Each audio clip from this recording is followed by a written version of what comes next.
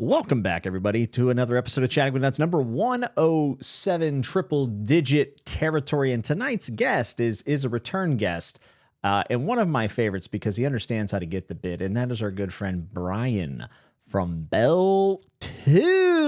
Speaking of tubes, the ratings are in the tubes, huh? Oh, it's the wreck of the Edmund Fitzgerald over here.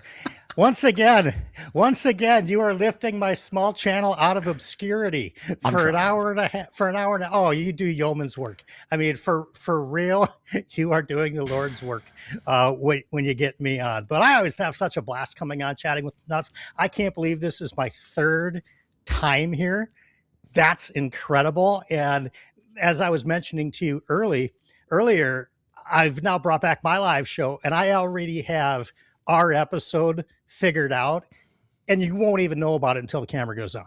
Wait, so is it live it's gonna or be are you perfect. recording it? Because I thought we're gonna do it. We're live. gonna do yours live. We're doing yours live. You're a live kind of What guy. did Bill O'Reilly say that one time? I have no idea. Yeah, is that what it is? How do you not know what it's the fuck it, we'll do it live. We'll do it.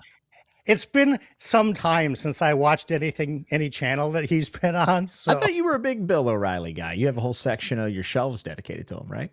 It's all the kill books, you know. It's the Killing Lincoln. It's the Killing Democracy. It's the Killing the Media. It's all of his killing books that he's put forth. You know, Killing his Career was my favorite book that he put on. I could not agree more. Yeah, we love saying hi to everyone as they come into the chat in the live. Absolutely. And if you're watching after the fact, also hello, nice to see you. Leave a comment. But someone had a good question. What is a BellTube? It sounds a little dirty. Oh, for sure. Absolutely. It was a failed product I tried to launch on several OnlyFans sites. I couldn't figure out what to do with it. So since I already had Bell Flask that I sell on Amazon, and I was contemplating doing a YouTube channel, I was able to already just take the existing trademark of BellTube and slide it. I mean, pardon the, if that's gross for the products that we're talking about, I was able to slide it right here into the internet, into the YouTube ecosystem, as the kids call it these days. Oh, fit like a glove. Everything is spelled something. So you know what I got to do first before I'm contractually obligated before we even get started with our conversation. As you know, I finished Malazan, very recently. You did, and I'm a big sponsor guy. Like opposite of Jared, who's just got rid of all of his sponsors. Yeah. I am like, hey, if you'll give me $1, I'm like Aloe Black. I need $1. So I reached out because I'm a big water drinker. I reached out to the biggest water industry that I know. And I'm not even talking about like Coca-Cola, Dasani, or Pepsi, Aquafina. No, I finished Malazan. So I reached out and with my, kind of persuasion was able to get a sponsorship. I don't know if you can even see this label. It's handcrafted label. Male's Eldest is our new sponsor. Male's Eldest. The labeling is impeccable. Now, of course, I feel like the logo might need some work. I don't know. I'm not in there. You're good. You're good there. This is yes. Like watching my grandfather try to connect a wireless printer. This is this is like me on FaceTime, right? You got the bad angle way too close. Horrible. Male's Eldest. That was the only sponsored thing that I had that I was contractually obligated to mention before we get in. And if you know who Male is, and you know why that makes sense. So hooray. So, what's the tagline? Male's Eldest. Whether you're at the bottom of the sea or the top of the world, we will rain on your parade.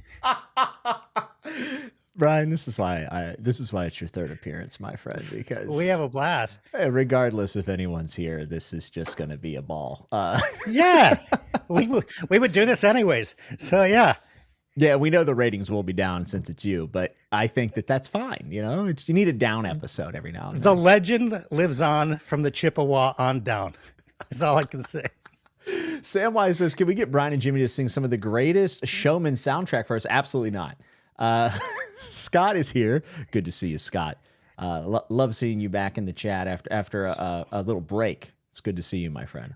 Oh yeah, and I love watching his channel now. He's back making videos too. So yeah, man. Scott's an OG. Scott's from way back in the day, and a lot of the people who made channels during the pandemic have moved on. People get different hobbies. It's not a grand mystery, but it's always nice whenever you see people bounce back in. Like Sarah Reeds was recently back on, and always love to see her online. Do you know Sarah? The only time I've ever seen her was when she was on Chatting with Nuts.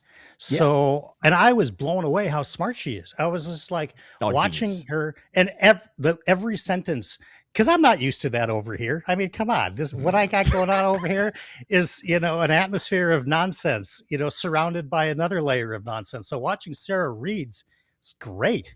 Absolutely.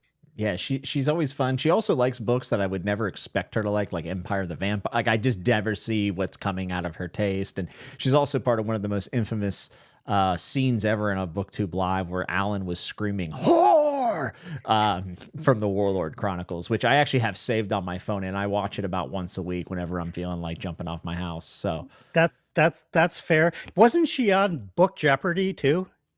Oh yeah, maybe. Yeah. She really crushed it. Yeah.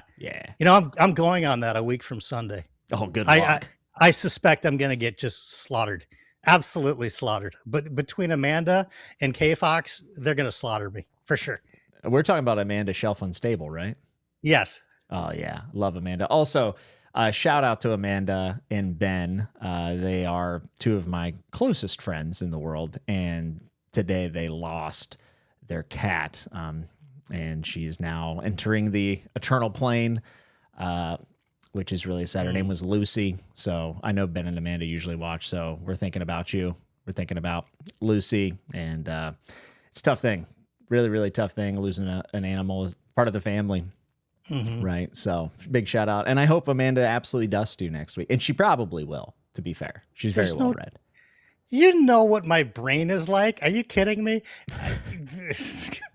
And the funniest part is that I'm going to answer every question, whether I have any idea or not.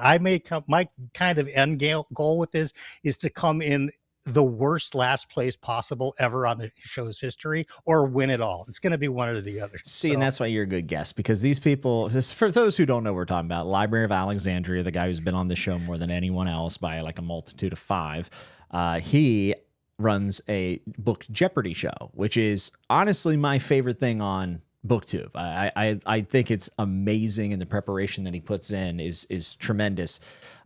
People go on the show though, and they'll be like strategic at the end, like, how much money should I bet to make sure I don't come in last? It's like, just bet it all. All of it. Just bet it all. What's the worst case scenario? You end up winning and have to take on Genghis Khan? BFD, okay? I mean, here's the thing. Every big gambler quits right before they hit it big. Exactly.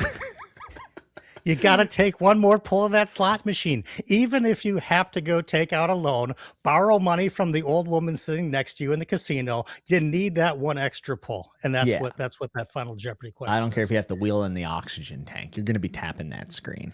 You can sell the oxygen tank for tokens for those slot machines. You're going to hit it. You're going to be able to buy that oxygen. Look, if you're in Vegas, you can go to the Pawn Stars show, right? And, you'll go sell it to that dude, and he'll say, this is great. Best I can do is $6. You'll take it because that's 6 pulls of the wheel. It's fine. And that's basically you as sponsors nowadays. Like, whoever comes to you, you're like, that's fine. Whatever you're offering, I'll take. Oh my God. Like pooper scooper for your front yard. Boom. I'll fit that in somewhere. Absolutely. Hey, you've sponsored a couple episodes of Chatting with Nuts with Bell Flask. You got to do what you got to do to get the word out. Absolutely. Yeah. With a show this large, I can understand why you would want to be a sponsor. Tuesday Fox says, hey, Jimmy, on holiday in Oz, just spotted a wild koala and a wilder Brian. He is wild. What fantasy animal would you say you most represent? Oh, gosh, that is an awesome question. Clearly not a dragon. Clearly not a unicorn. Is there some kind of fantasy borderline intelligent chimpanzee that, I don't know. And Black Company, I think. A talking chimp, maybe like, isn't like the butler from Umbrella Academy, the talking chimp? That might be me. You know what? You might have a good point. Umbrella Academy. I watched the first episode, and like many shows, I said I'm good. But I hear it's great. At least the first season, I've heard it falls off pretty hard. But it was like a urban fantasy show, right? Yeah, absolutely. I liked it, and you're right. Season 1 is really good. Season 2 falls apart a little bit. It's tough, but it's still pretty good. Very tough. I mean, it's no The Wire, but come on. What can you do? Or The Pit. The Pit is, or Night of the Seven Kingdoms. How about that? I haven't even seen either of them yet. Can you believe it? Well, binge Night of the Seven Kingdoms. They're short episodes. That was the plan. Was they to wait for them really all to well be into out. one another. Yeah, that was the plan. Is just take a weekend and just rock them all out. Yeah, it's been an exciting time, and my good friend Matt is here and co-host. Well, really, it's his show, Bend the Knee, and I'm the co-host. But Matt said Jimmy needs to sell backpacks and call them nutsacks. I've got Amazon distribution. If you want to add to my catalog, you just let me know anytime. We'll throw them right up there. You can carry your Bell flask in your nutsack. So, and if we weren't demonetized prior, now we are. Now we are. Oh, come on. Yeah, these make huge. This ship sank before we even hit the live button. So we're fine. It's down the bell tubes. There's no doubt about it. Cheers. I paused reading War and Peace to join the live stream. War and Peace is kind of one of maybe the biggest white whale outside of Moby Dick that I haven't read outside of Carcan. I can think of a couple, obvious Lonesome Duh. We'll stop there. But yeah, War and Peace, actually, I was thinking about reading that this year, but I most likely just won't because it's too long. But I am interested. I love Leo Tolstoy. He's the man. Very cool. Yeah, I read that like in, I don't know, high school. I read that in Crime and Punishment. I don't remember either one of them. It was too long ago. Have you read The Death of Ivan Ilyich? I have not. When you're ready to think about death, you should read it. Couple years. Yeah, I mean, give it some time. But I do think it's a pretty profound book. It's one of the few stories I would say are perfect. Cool. Not everyone's going to agree with that, but for me personally, it was just like a resounding yes, right? Goes in the Hall of Fame of Jimmy's reads. Who Guy That, which by the way, this profile picture of the cat looks just like the third cat we just added to our household, which is a long story. Hey y'all, I almost forgot about the stream tonight. What's up, Jimmy? How's it going? Brian, well, good to see you. I can't believe you almost forgot. It's a little tough. Well, he's here and it's going well. Thank you. I've been looking forward to this all week long. So, since Wednesday, let's be fair, Brian. I didn't tell you till like Wednesday, right? By all week, look, when you get to a certain age, every day feels like a week, okay, between your back and your hip and all this shit. So, yeah, all week long since Wednesday. Absolutely. Yeah. Oh, Mindalin is saying that it's you and him and Ben. Wait, Bengus Connor. Oh, no. No, I think he's talking about the Champions of Champions tournament, which, let's face it, even if somehow I absolutely luck out and win this thing next time, Mike will destroy my face. He will murder my face when it comes to book knowledge. It ain't even close. Sage gambling advice from Brian and Jimmy. Absolutely. We should have a BookTube DraftKings where we can bet on Jeopardy. For sure. And you've got an inside track. I'll tell you ahead of time how I'm going to flop it. So, I mean, we're guaranteed to make money. It's good. Some suspicious line moving prior to the episode, possibly. Absolutely. All of a sudden, Brian is like this giant favorite. Everyone bet that way. Yeah. Scott said Gamblers Anonymous is going to have a field day with tonight's episode. Yeah. The best part about coming on here is we never know what we're going to talk about.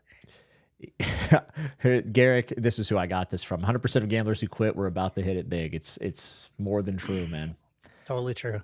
I assume this is about the ape thing, a Baccarat. Oh, that could be. Yeah, that could be. Yeah, that makes sense. I could see that for you.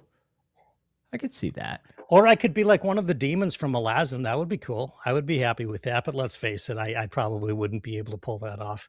Yeah, given the Librarian from Discworld. Yes, that's what I was. Yeah. I forgot about. This is a really good one. Night of the Seven Kingdoms is so damn good. Also, what's up, Carlos? I know this is Carlos because there's no chance Yolanda's awake at this hour. So, what's happening, my man, Carlos? God, I love StoryTube's channel. I mean, they're just both excellent people, but they're a never miss video for me when they put videos out. Well, I was a little disappointed in you because you were on a live stream somewhere and you were talking about people who like know crime, and and you didn't mention StoryTube. Right, and that is a crime in and of itself, isn't it? That's a bad look for you. It is. It's not. Would you like to apologize? Well, I already have, and I wrote a handwritten letter to Carlos specifically, and I don't think Yolanda was going to be that upset, but I knew Carlos would be just all up she in was arms. pissed. Oh, she will see. Then I underestimated her level of anger towards that omission. But I wrote a 50-page handwritten letter. I shipped it, kind of like, sort of like a U.S. mail, but a little bit of a cheaper kind of startup company. They promise it'll get there by September. So, hopefully the anger will kind of wane by the time the apology letter shows up. Should be fine. And you'll probably pay a tariff on that too, because we know tariffs is, your favorite thing. Well, I thought it was a little suspicious when they only wanted 33 cents to send to Ireland, but then they told me about how long, we settled out of court. Okay. I didn't know if we could say that publicly yet or not. So I admitted no wrongdoing. It's all cleared. Just so everybody knows, I admitted no wrongdoing in the settlement. So, yeah. Tony Patrick is trying to remind us that this is a book stream. What is everyone reading? I'm about to start Assassin's Fate after 6 months of pushing it off. That's good luck. That's a book. That's a book for sure. One of my favorites. Yeah, I mean, it won my book of the year, 4 years ago now at this point or something? I can't remember. But what I am reading is the Patreon pick of the month, which was a Magica by Clive Barker, his magnum opus, as they say. And I'm enjoying it for sure. It's long, very long, and it'll probably be the only book I read this month other than what I've already finished, which was The Gone World. So it's going to be a 2-book month for me, which is fine, of course. Like, I don't really try to hit any numbers, but there is a piece of me, especially with my mood right now, like I kind of wish I had the autonomy to read whatever I want. I've wanted to read a Magica for a long time, so I'm not mad I'm reading it. I might not have picked February of all months to read a 800-page book with this small a font, but regardless, it's good. It's really good. What are you reading, Brian? I am reading book 6 in Hybrid Helix by J.C.M. Byrne, called Suppressions of Powers. 6 books? Really good. This is book 6. Jeez. Does it get good around 6? It gets good at round 1. Oh, come on. Seriously. Was that his debut? Was that his debut? Wistful Ascending was his debut, I believe. It's good. There ain't no way. Yeah. I'm telling you. He watches the channel. I know. You don't think it pains me to admit that they're good? I know Joe very well. I'd love to roast him, but I can't roast him. No, the books are really good. They're really fun. They're exactly the kind of mood read that I would like right now, which is pretty awesome. And I'm listening to a LitRPG that you've never heard of, or nobody that's watching this show has ever heard of, but it's called One Man's Laughter, book 16 in The Good Guys. Book 16, Brian? Mm-hmm. Oh yeah. And dude? And he's got a secondary series also concurrently he's writing called The Bad Guys, which is on like book 12 or 13. And I'm current in all of them. So they're good. They're funny. I found that like 16. Right. Yeah, absolutely. That better be the best series you've ever read. It's funny. I mean, it's highly digestible and funny, and I'm listening to it. So while I'm doing stuff around the house or working on Belfast or whatever in my car, I'm just listening to it. And the narrator is awesome, and I love him to death. So it's great. Who's the narrator? Do I know? Neil Helligers, a very accomplished voice actor out of Brooklyn in New York. Who's he? Really good. Who's he ever beat? Yeah. Who's he ever beat? Nick Bockwinkel. Whoa, easy there. Not the box, bro. Not the winkle. Not the tinkle winkle. I'm reading Empire of Grass. I love to see that. Actually, there's a lot of people saying good things here in chat. Shards of Honor. Witchy by DJ Butler. I'll pass. I'm doing a re-listen to The Dark Force Rising by Timothy Zahn from the Thrawn trilogy. That's the only Star Wars book I've ever been interested in, or Star Wars books are the ones written by Timothy Zahn. So that's kind of cool. Stalingrad, because I really wanted to bring down the mood this month. That'll do it.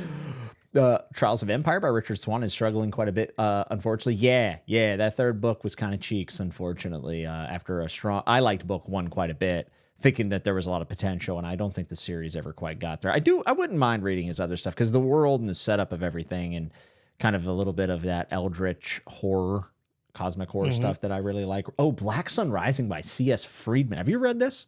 No. This is one I bought a while back. Kind of a forgotten series in I think it's sci-fi fantasy. I think it's a mix. I might be getting that wrong. And I could not tell you the synopsis for it because it's been so long since I've looked into it. But this has always been kind of looming around my top of my TBR. Oh, cool. Well, allegedly. I mean, I haven't read it, so apparently not. It's somewhere. I mean, right after War and Peace, right? So. Yeah, exactly. Oh, Yanis said, I'm reading Exhalation, the short story collection, and Perdido. Yes. I like everything you said there. I like everything. Very cool. I'm reading 9 Goblins by T. Kingfisher. I like the sequel, 10 Goblins. 11's too much. I mean, 11's kind of pushing it, but 10's, yes. That's why he's the king of the late night host, folks. I'm about to retreat back to the comfort of Carl's Dungeon. The books, or let's see here. JCH, what's up, dude? Said finishing Toll the Hounds right now. I love Malazan. However, I'm struggling to get this one done, but it is better than Reaper's Go, in my opinion. Any advice? I don't know what kind of advice I would give you. I don't know. Keep reading. Keep turning the page. Yeah. Keep turning the page. Oh, the tagline comes out so early in the episode. This is why you're the gold standard. Yeah, I would agree. I would just say keep going, because you got Dust of Dreams up next and it's worse. So just keep going. Wait, you didn't hate Dust of Dreams now. Come on. I didn't hate Dust of Dreams. I'm really glad that I read Erickson's foreword in Dust of Dreams, saying that it's essentially part 1 of the finale and that Crippled God is part 2, because it just moved really slow for me. And there's just a lot of bad things happening throughout that whole book that were pretty rough in my mind. And it doesn't really give you much resolution until you get to the Crippled God. So when I say worse, I don't really mean like a worse book. I just mean it's essentially the first half of the finale, which has a lot of themes that are pretty dark and heavy. And yeah, and right probably after the grimmest scene. Probably the grimmest scene. Yeah, easily. I've never read anything like that before. I mean, in all the books I've ever read, that was awful. And there's some stuff behind it, like real world influence, all this stuff. But when people say, "Oh, Malazan's not that dark," oh, go read that. Come on now, come on. I mean, that's one of the most horrific things I've ever read in my life. I'm not condemning it. I'm just saying, like, the reality of it is, it disturbed me greatly.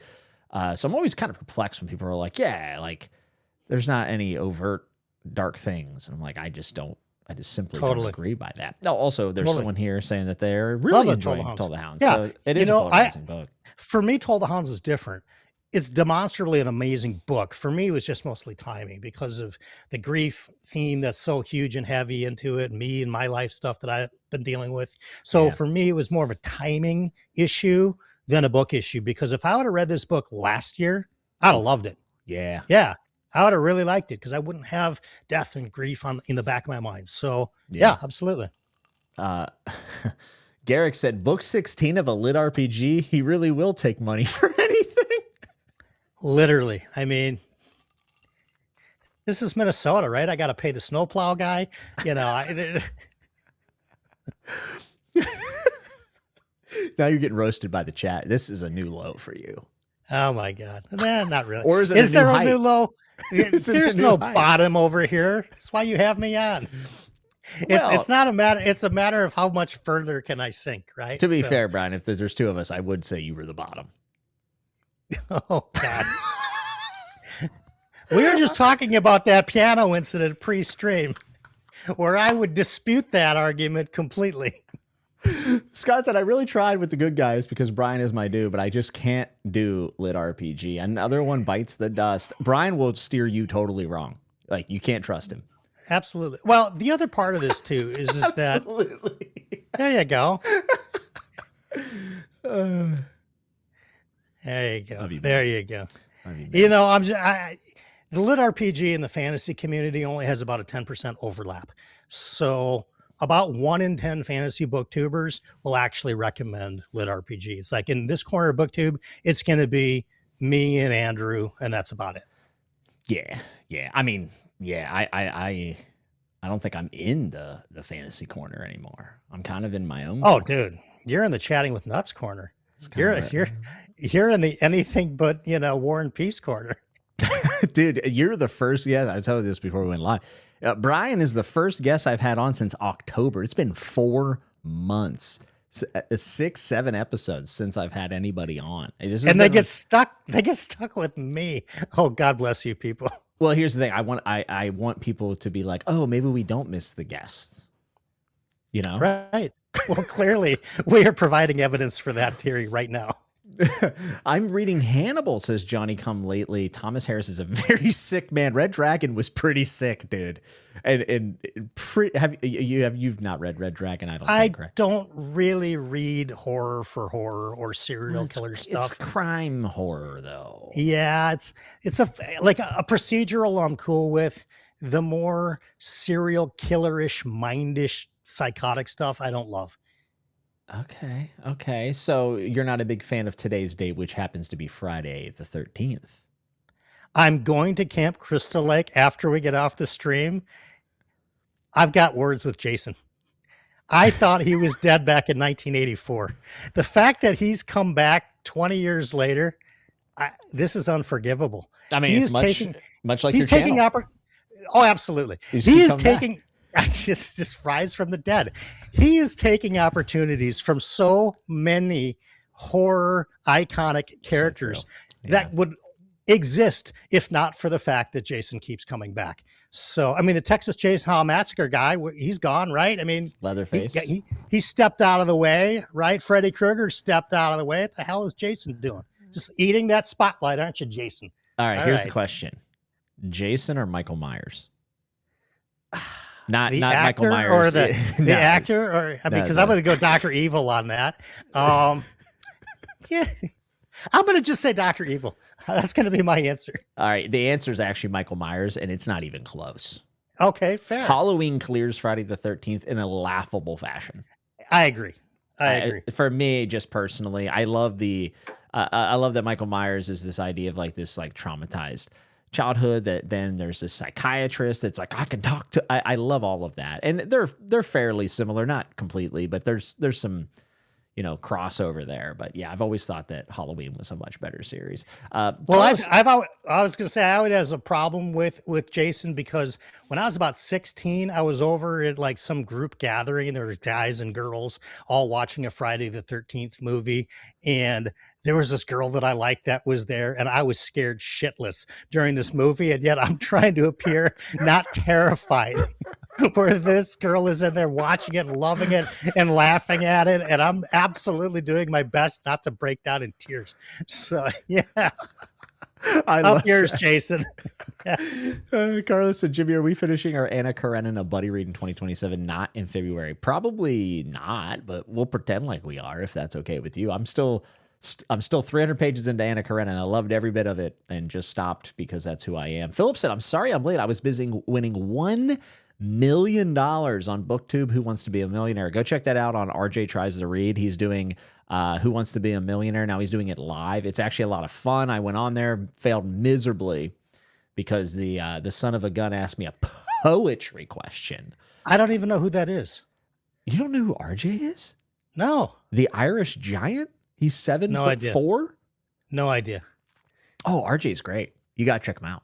He's fantastic. We'll check him out. Yeah, you got to get on. Cool. Honestly, you got to play BookTube Who Wants to Be a Millionaire. It's really fun. Okay, cool. Yeah, once you flunk out of Jeopardy, you can then Oh, go stink it up on another show. if my only thing that I can do this year on BookTube is stinking it up on everybody's channel, I will be, I'll feel pretty good about stuff. We're off to a great start.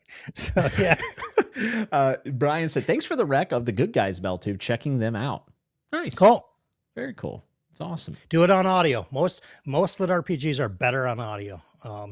But there are a couple I recommend on physical sight read, but message me, I'll tell you which ones. I thought you were going to say, check out my videos. I thought you were going to do Oh, the pro. Yeah, I could. Well, missed opportunities. I'll have plenty. You're still learning. Oh yeah. I'm a newbie. It's not like you've ran successful businesses on other. Never. Oh my God. Like I said, who do you think invested in the Edmund Fitzgerald to begin with? So yeah. Listen to this. Along with War and Peace, I'm also reading Perfume by Patrick Susskind. I don't know if that's how you say it. Fun fact, it was Kurt Cobain's favorite book for all the grunge fans in the chat. Interesting. I've been looking a lot more into Kurt Cobain. Not that I didn't know who he was or whatever. It was like Nirvana was probably my favorite band when I was like 13, 14, 15. Got me through some pretty dark times.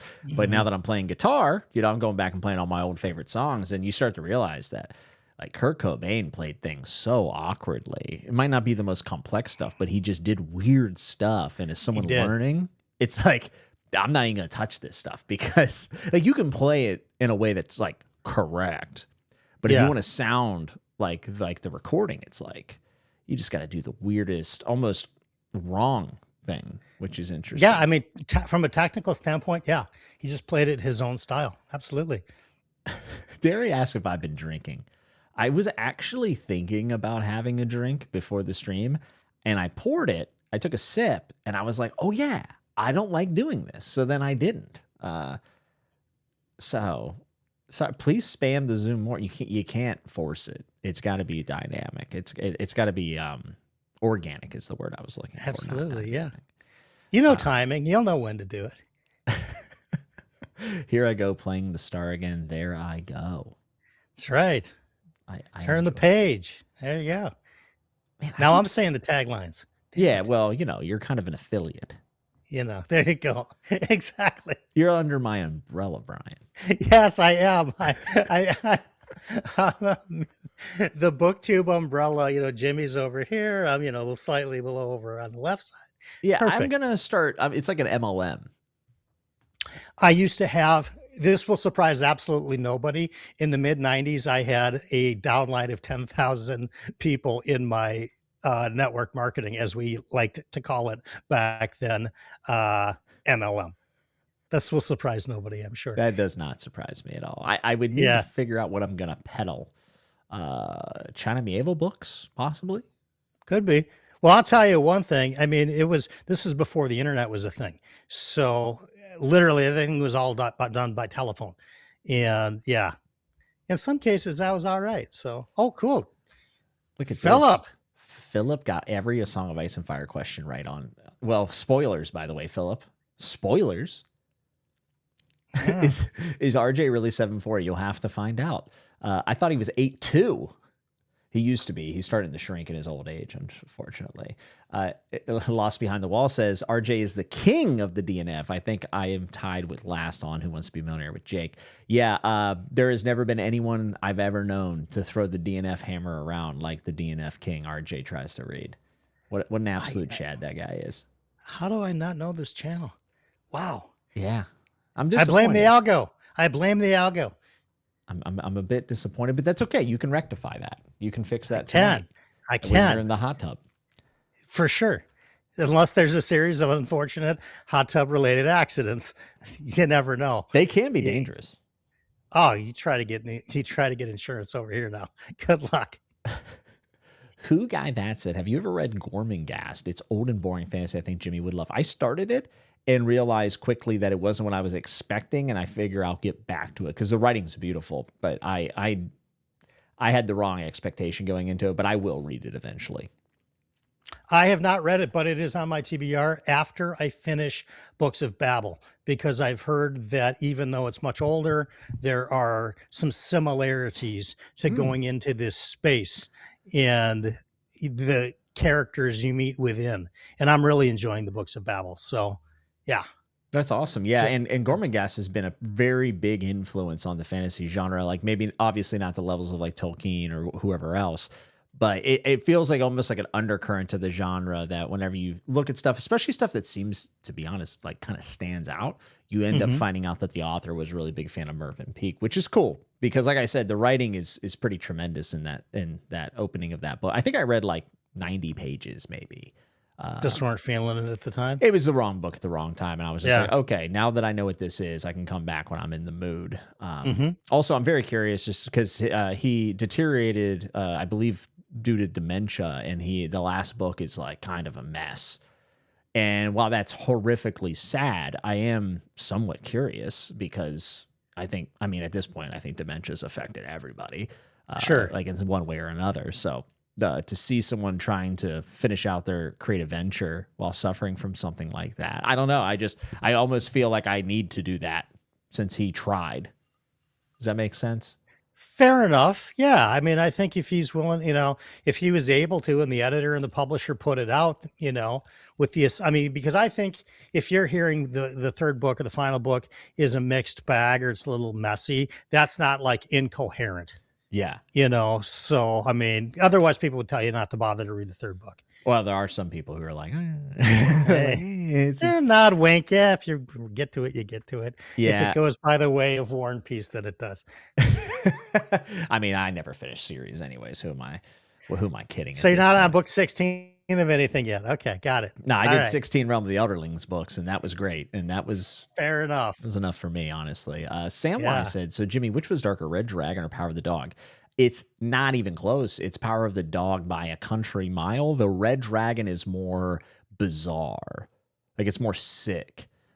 Just a dude like, there's a scene with some scissors and a little boy. There's some really rough stuff in there. But Power of the Dog is heinous. It is. Power of the Dog is the most violent book I've ever read. And like ever. It's definitely in the conversation for it at least. Carla said there's a picture of RJ and I at an event in Dublin. I reach his waist, and he's not kidding, actually. Wow. What's up, Alan? Good to see you, my friend. Speaking of Alan, yeah. Yeah, I hope your sales pitch last night for school. Alan called me yesterday, and we were talking about this thing he has to do for his job at school, and it's surprisingly, I'm still learning new things to make me disgusted about the school system of Florida. It's not great. So shout out to Alan for putting up with it for some reason. Well, I hope it went well. It's brutal. Brutal. Philip said, if you're a fan of excellent prose, the Gormenghast books are marvelous. Yes, Peake had some form of Parkinson's. Sorry, it's Parkinson's. Very tragic life. Also was a great artist. I could have sworn it was dementia. So I guess it was Parkinson's. When I think of Parkinson's now, I know Michael J. Fox is kind of what we think of, but I know you and I probably now think of Ozzy Osbourne. Yeah. Probably Michael J. Fox for sure. I saw a Michael J. Fox promo yesterday, actually, where he was talking about cure Parkinson's and just kind of where he's at in his journey and how people can contribute. It was good. Yeah. I think that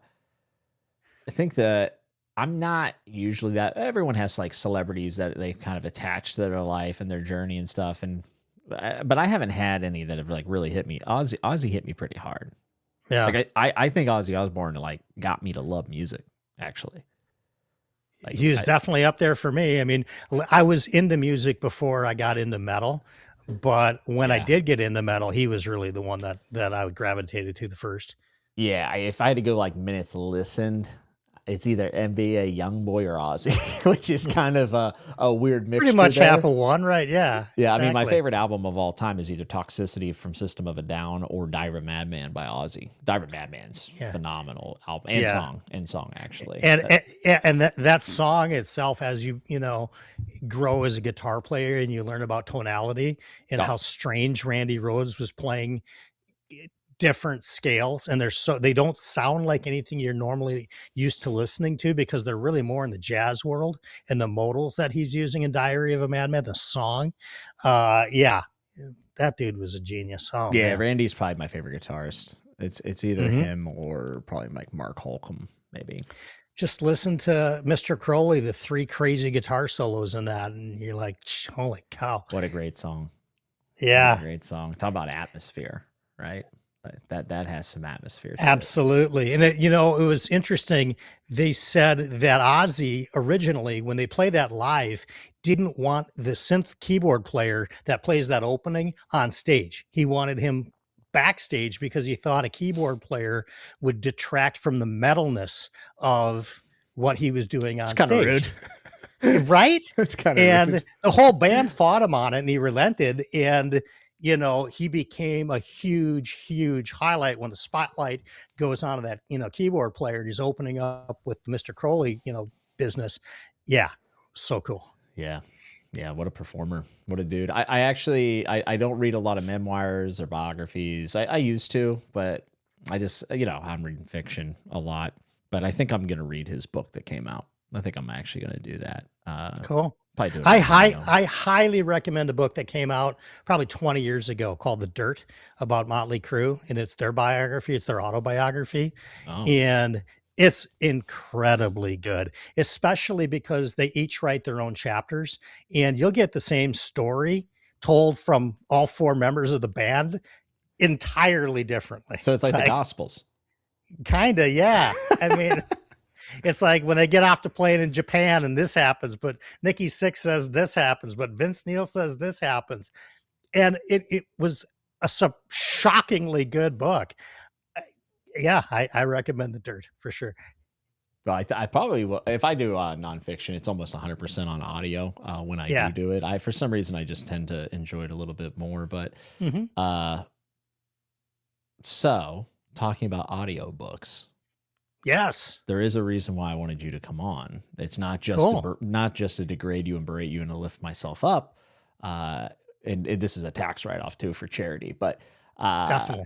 But there is something that's coming.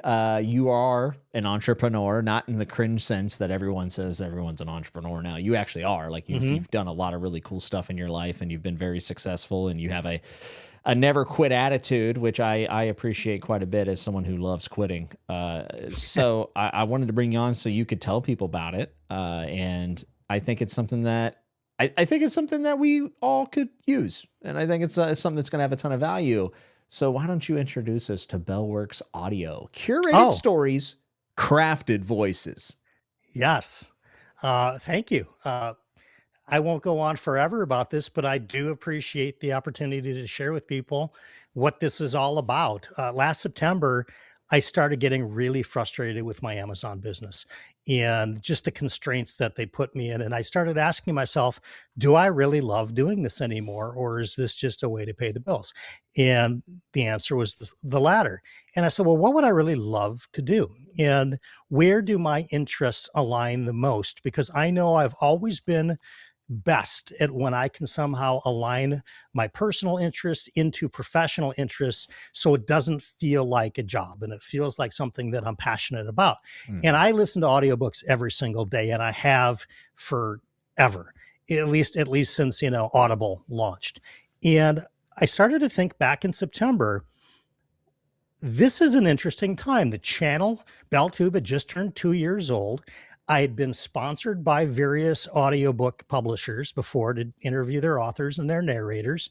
I had opportunities to learn a little bit about the business, and I saw some stuff that I really thought was a grand opportunity for me to start a boutique audio production and publication company for authors that aren't already working with established companies, or if they are and maybe they're dissatisfied in some regard, they can talk to us about it. And the whole premise is very much, I want this to be a boutique venture. I am looking absolutely for quality over quantity. Look at that, you got the zoom. I'm looking for quality over quantity. I don't want to do 100 books a year. I'd be happy with 5 books a year. And to kind of give you guys a little bit of a little quick update, I believe I've selected and curated the first book. So when I talk about curated stories, these are books that I have read myself, that my first question is this a great book? Because if it's not, the rest of the questions don't matter. But if it passes that litmus test. This is a great book. Then it's, well, I think other people will also agree. Or is it just one of those kind of Brian books that he likes that maybe most people won't? And if it gets through that, then I start to speak with the authors and we find out a little bit about each other, because I want this to be a really beneficial partner relationship between myself, the authors, the voice actors, and the post-production house. Now, the post-production house I've already sourced. That's in Los Angeles. It's going to be absolutely the highest quality sound imaginable on Audible. The voice actors. I have been very blessed to meet some people in the voice acting community that have been supporters of my channel, that have become personal friends of mine as well, that have all expressed huge interest in Bellworks Audio as a performer and as somebody that wants to go out and help get the word out about the company and the Kickstarter, which, by the way, I'll tell everybody here for the very first time, I've not announced this yet, but the Kickstarter will go live on Monday, March 2nd. And it's going to run for 30 days up until April 1st. And there's going to be a series of stretch goals. And the more stretch goals we hit, the more books we're going to produce in the first year. But we're not skimping out. I am meticulously pairing who I believe to be the perfect voice actor to the perfect story. And I'm taking the element out of bit of the author selecting the narrator, because I don't think they're always objective.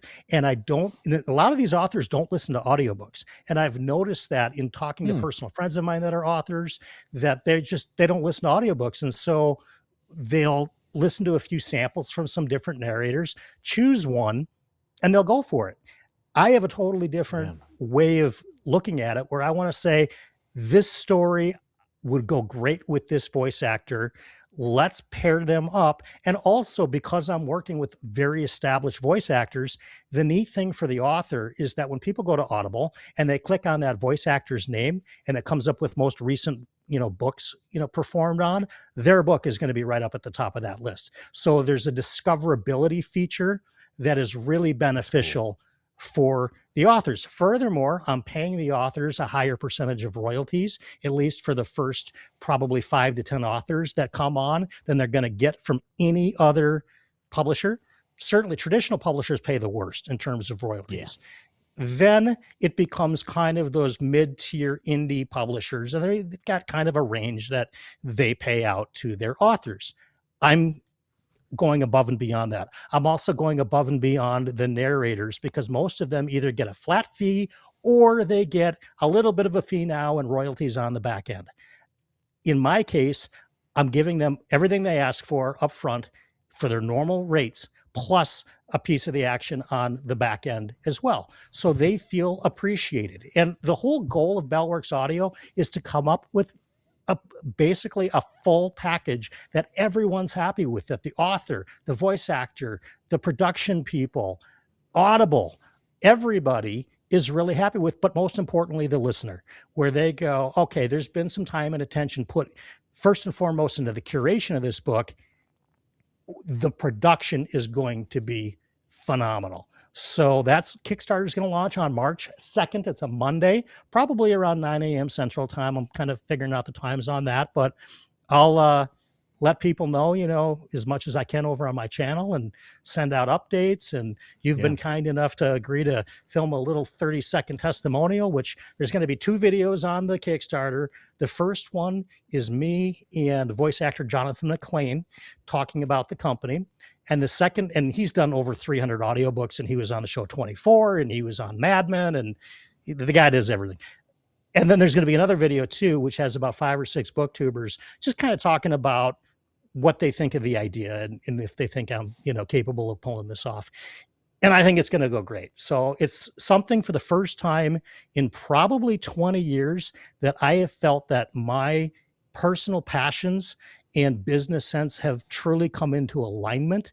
And I feel like this is going to work. So here's hoping. I hope the Kickstarter funds. I appreciate you giving me the opportunity to tell, everybody who's watching a little bit about it. And I hope they can get excited too, because it's fun. And I think that as we get further down the road, we're going to have a lot of great productions made on a lot of books that people haven't yet heard of, but they will. Yeah. And I think it's a service that people will want. I think it's audiobooks are just so huge at this point. You know, when I see people who write books and they don't have audio, it just kills me, especially if the book's good, because I think that's the majority of people now. At least the people I talk to, almost exclusively now. If I see people just on audio or where they're not even willing to read a book physically, which is kind of crazy to me personally. But the best thing about this, though, is that it does feel like you're doing it for the right reasons. You're not just thinking about the bottom line, but of course, it'd be amazing for you to profit from something that you're passionate about. So I think that there's a lot of wins to be had, and I will absolutely be supporting you in your venture, Brian. Yeah, it's my pleasure to do so, man. That's awesome. I just am elated that so far the response has been overwhelmingly positive. And the truth is that physical reading, whether we like to, well, we hate this fact because we're all physical readers, right? I mean, if they're watching this show, we all read books, but the truth is those numbers are going down, and audio numbers are going to quadruple in the next 4 years by 2030. It's essential. Yeah. And it's become just a growing industry. So I'm not kind of going out and inventing, the horse and buggy stuff. It's where the future is going. And like I said, every time I talk to people that are involved in the industry and I tell them what my thought is, and I understand the numbers. And I think one of the biggest things that, and I won't go on and on about this, but a lot of authors don't understand is the Amazon ecosystem, because if you're going to sell your books, you're going to be selling most of them on Audible. Yeah. And I have been staring at Amazon screens every day for the last 10 years, and nobody hates them more than I do. Okay. But I still know that when people, for the most part, go to buy audiobooks, they stop at Audible. And the neat part about all this is that I'm so used to their murky reporting and their opaqueness when it comes to what's really going on behind the scenes. I know how to blast through all of that through the 10 years of dealing with Amazon in the first place, and as a professional seller on their platform. So I think it's just something that, and of course I should mention there's going to be no AI involved at all, because that's something that ACX pitches a lot to new authors is, hey, you can use one of our narrators for X amount of money. They might be a little bit newer, so maybe they'll be cheaper. But then again, like I said, when people go look at that narrator's books, they might see 2 books instead of 350 books. Yeah. And that's a little, those credits cost the same either way. And so you're more likely to want to go with somebody that's got, all the expertise. And the other part is that ACX is offering these authors, hey, if you really don't want to pay much, use our AI clones. And that is a disaster waiting to happen. I mean, don't even plan on doing an audiobook if you're going to put, an AI voice to it. So we're going in the totally opposite direction. This is boutique business. This is, exactly right, Mitch. Yeah, but this is a boutique business, and boutique businesses go for the top end stuff. So I'm excited about it. I think it's going to be really good. And when I had my nightclub, that's what it was too. We weren't the cheapest one to walk into and buy drinks at, but you felt incredible when you came inside. And we wanted to give you that real high-end experience, and that's what I want to bring to the audiobook world.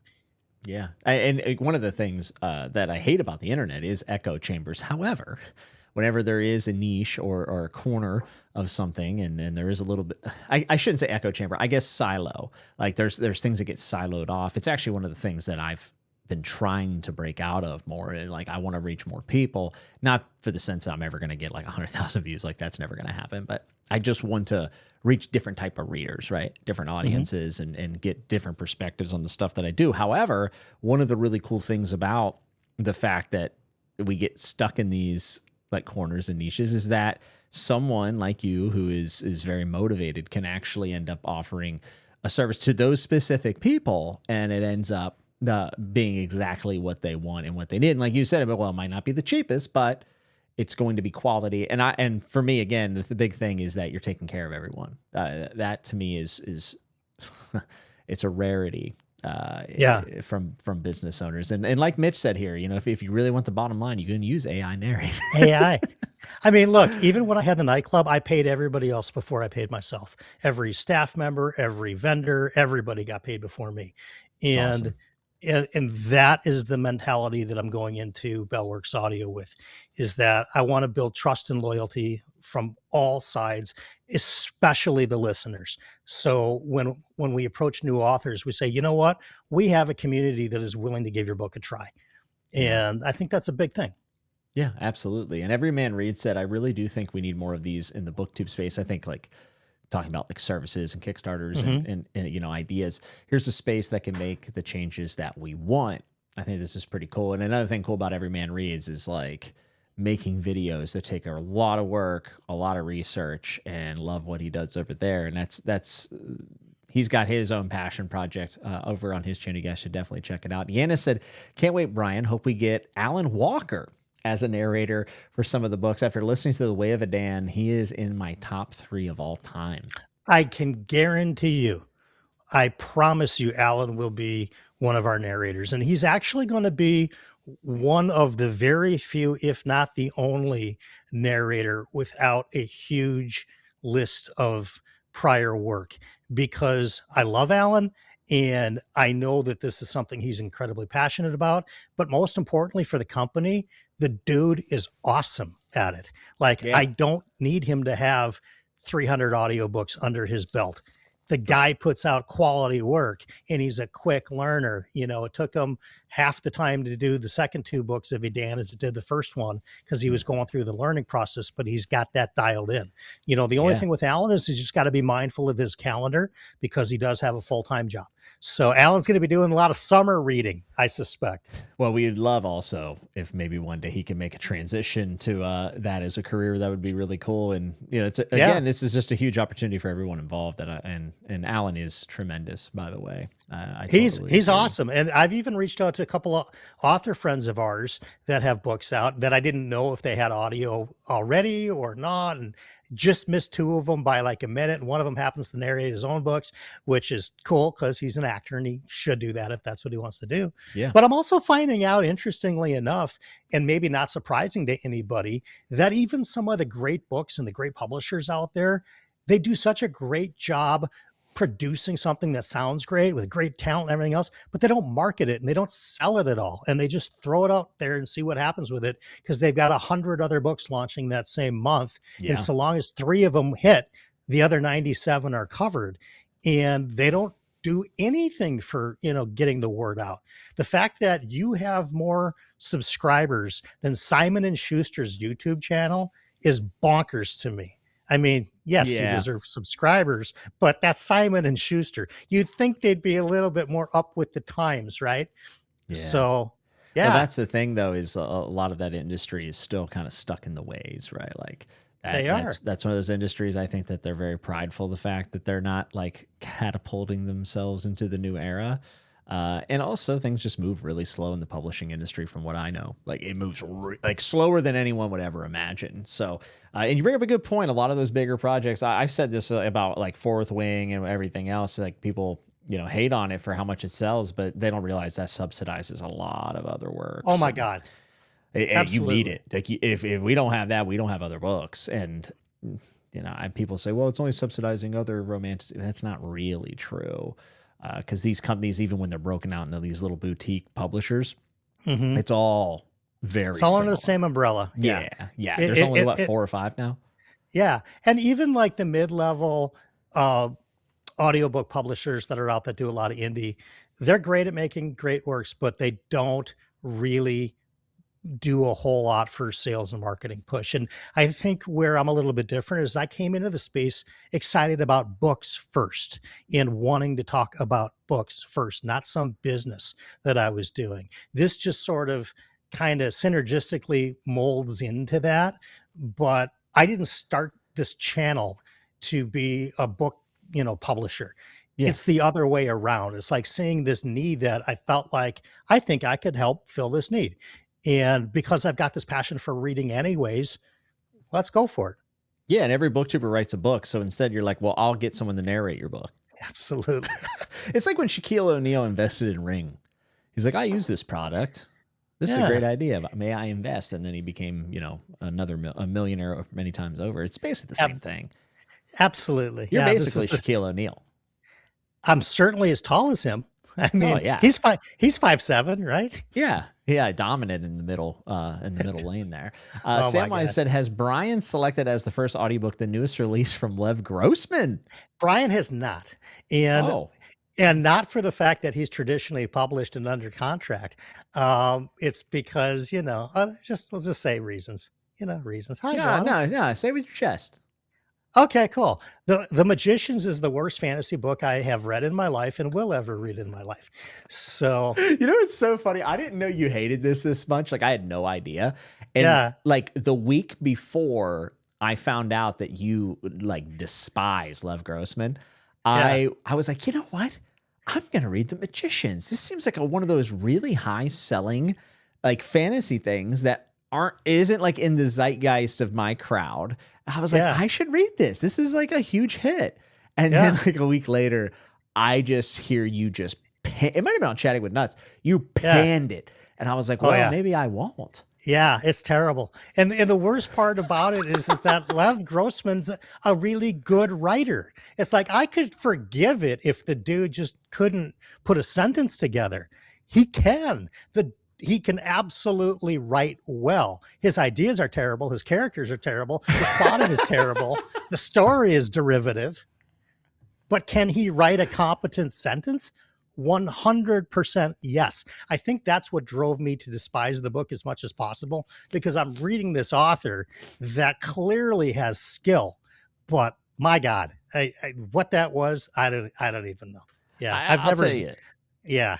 I know what you mean. And there's a group of people who could tell stories. There's a group of people who can write. And whenever you get both, it's magic. And that just isn't always the case. And I will say this. I love a good writer. Like, I love whenever I'm getting into it and I'm trying to figure out like why they're picking certain words. It's like one of my weird like ticks when I read it for some reason. But if I have to pick between a good story and good writing, and you only get one, I think 80% of the time I'm going to go with the story of it. So for you, that didn't land, and I get it.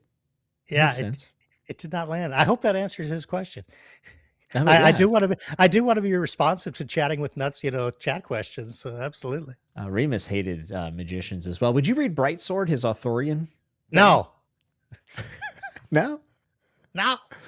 Could he's off. That's right, it. He's out. Look, I haven't big read fan of the show. I haven't read a single Tad Williams book. Sorry. See, I haven't read a Tad Williams book yet. I have to read every Tad Williams book and then every other book that's ever been written and published before I get to another Lev Grossman book. So unless they figure out robot technology to take my consciousness, put it in an android body, and live hundreds of thousands of years, I'm probably not going to get back to another Lev Grossman book. But that said, Lev, reach out to me, right? Bellworks Audio. We can do business, brother. Yeah, we can do business. Okay, we don't have to like each other. Let JCM Byrne write your book, and we'll throw your name on it. Call it a day. Read by Kyle's here. He also hates The Magicians. Yes, he does. Godspeed, Kyle. He also said, oh my God, I'm here during Chatting That's What, which I was going to be like, oh, hey, Kyle. And then he said, so weird hearing Jimmy at 1x speed. Sounds slurred. Must be those wrestling years catching up. Eat shit, Kyle. Yeah.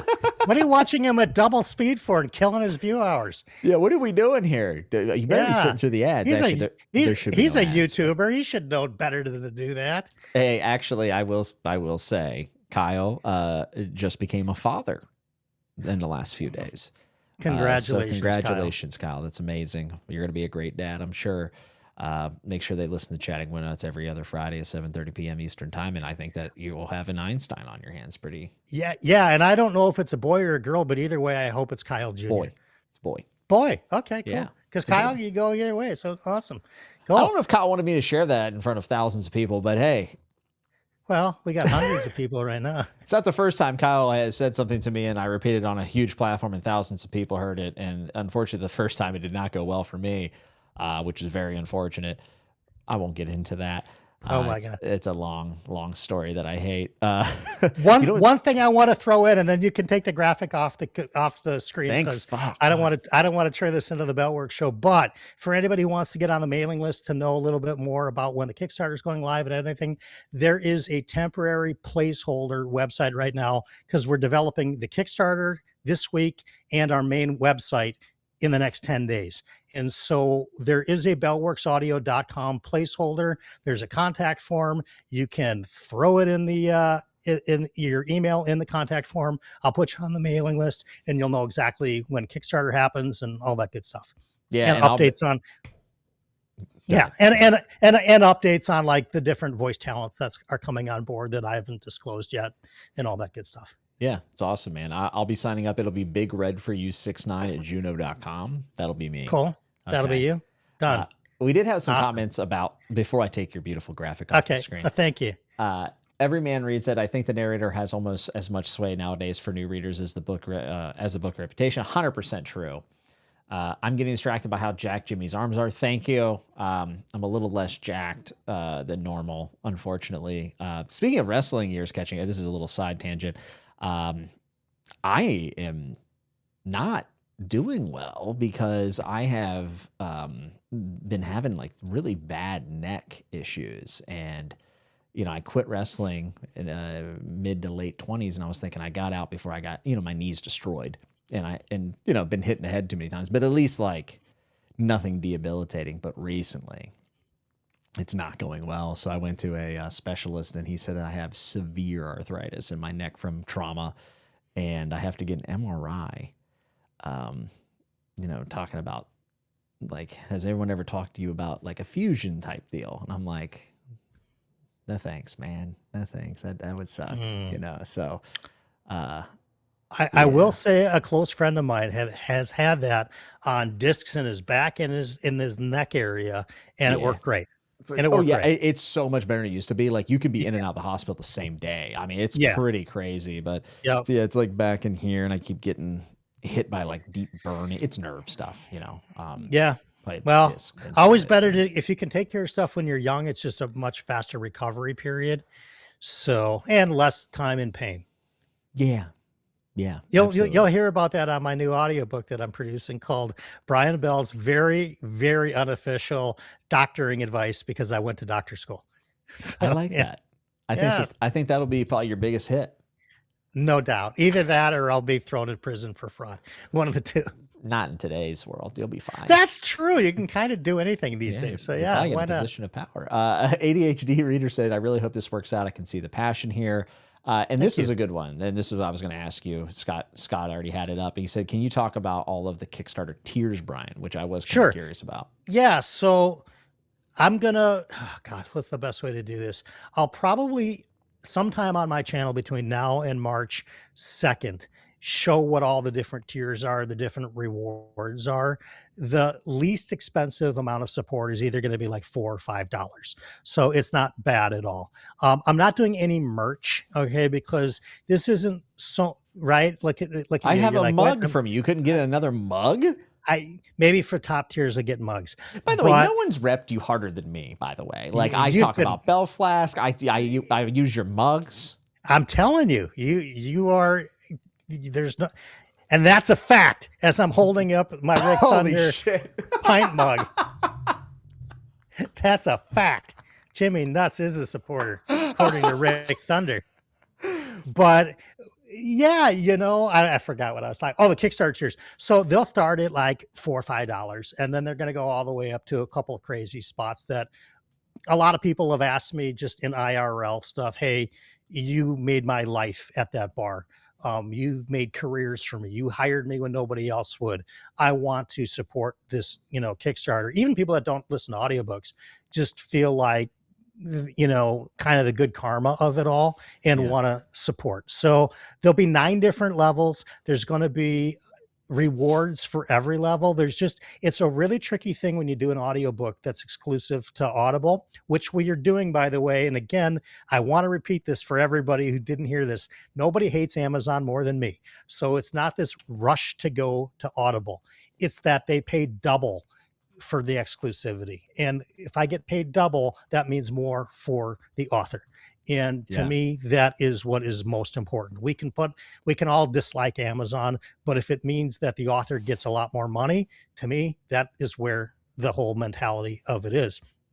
So, yeah, I forgot what the question was, but the tiers. So Audible, strange. I can't just give away copies of the audiobook like if we were doing like a special edition hardcover book and you would get that in the mail. It's going to be a lot different than that. Different different reward tiers will have almost like buybacks, where if you get the book on Audible and send me the, hey, I got this book, I'll reimburse you for it. That type of a reward back that's within the confines of the exclusivity agreements that you have to set up with Amazon. But there's other stuff too. There's getting to talk to the narrators. There's having private one-on-one calls with me and the entire team, post-production, and the authors, and kind of the round table of everybody who's involved, which will be very private just to certain tiers of support. So I think it's going to be worth it. And I'm all about trying to provide value. So none of these tiers are going to be just, nothing. There'll be something. But most importantly, it's all about if you support the idea of what we're doing, more so than, I want to get the book and all the stickers and all the merch and the t-shirts and all of that. It's mostly, I want to help this company launch, because I haven't heard of anybody else trying to do something so articulately boutique in the audio space. And I would love that to be an option for myself and for other people. It's really what it's about supporting. About support more than the rewards. That's literally how I feel about my Patreon. Like when I started a Patreon so many years ago, I was like, I have nothing to offer, like nothing to offer. And I kind of always try, I used to talk about it a lot more when I would talk about it, but I was always like, first and foremost, like it's a byproduct to get the Patreon pick or Kingsguard hangout or whatever. But like the root of this is just to be supporting, because that's a lot of pressure. And I can only imagine for someone like you're trying to launch a business, right? Like that's intense, but I know that you'll do a great job. There's no doubt in my mind, man. Thanks. And people should know that Kickstarter takes 8% of everything that's supported as well. So even when we hit our goals, Kickstarter's still making out. Yeah, of course, Rogue wants the merch. Rogue, you email me, I'll find you some merch. You know how to get a hold of me. Well, here's your opportunity. I've given you opportunity, obviously, to talk about your Kickstarter, which I think is awesome. But if you were to say something to Jeff Bezos right now, what would you say to him? Look into the camera, really. I would say you have forgotten the face of your father. You have to come back to this company. You got to throw Andy Jassy, the current CEO, on his butt. You have to sit down and remember who brought you to the dance, because that was independent third-party sellers. And the company is now all about logistics and advertising. 4 years ago, Amazon did $2 billion in a year in sales in advertising that is paid for small businesses like me, right? Last year, they did $45 billion in advertising sales.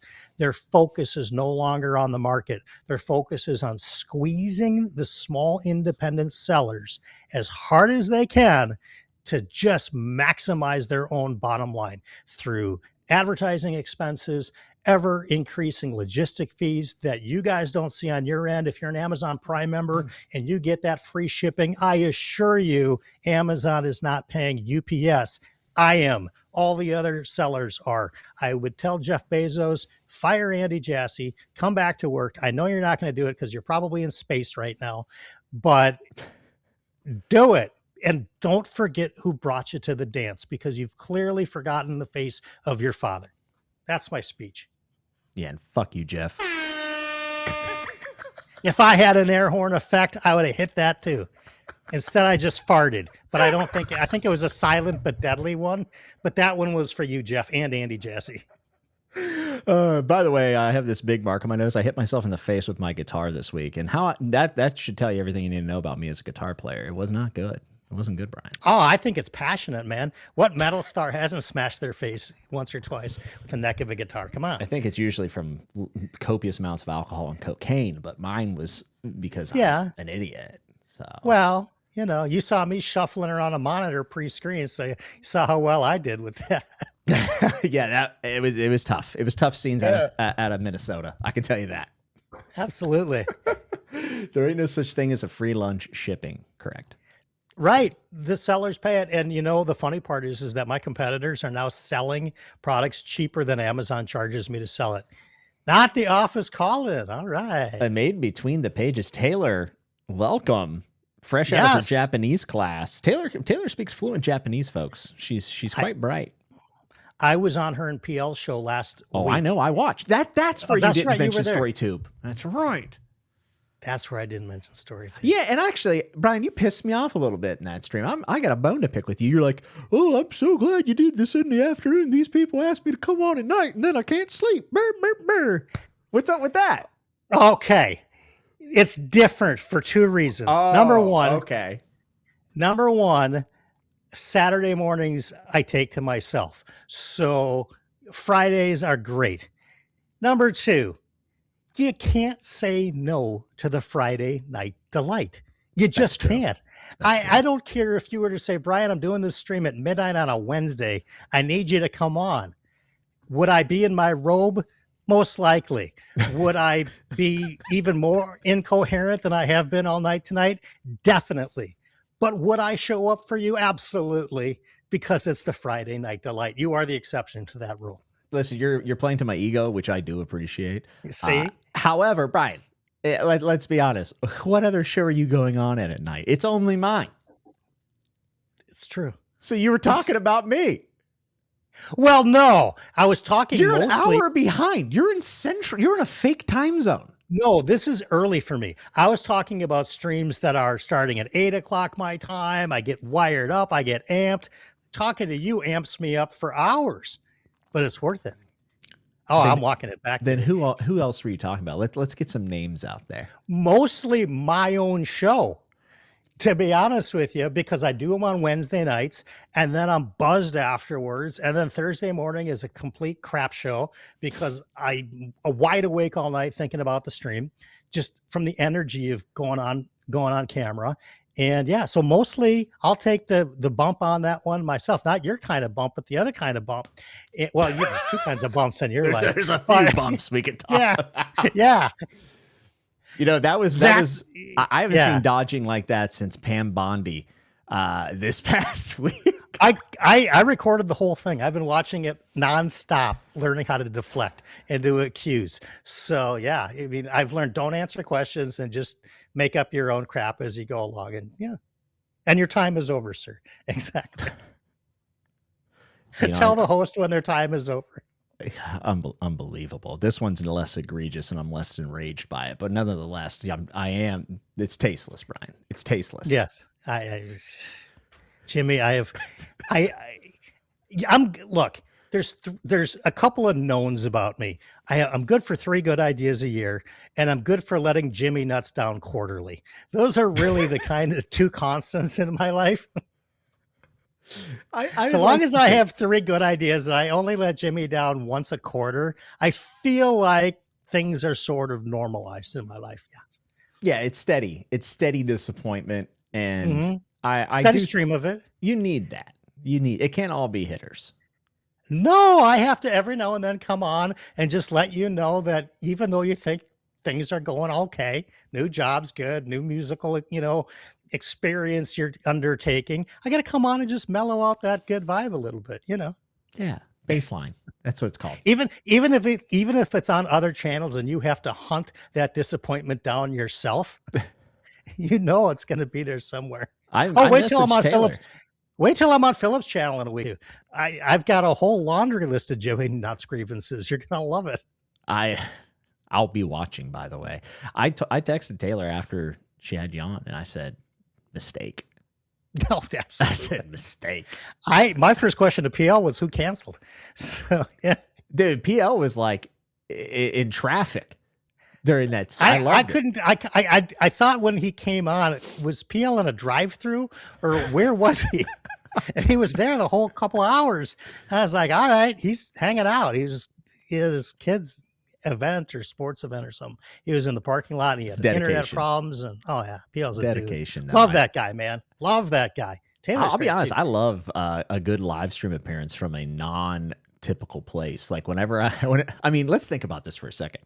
Alan got hit by a car at like 60 miles an hour, almost died. And the first thing I thought was, oh, while he's in that hospital, he's got to come on chatting with. He's got to do live. And he did. Yeah.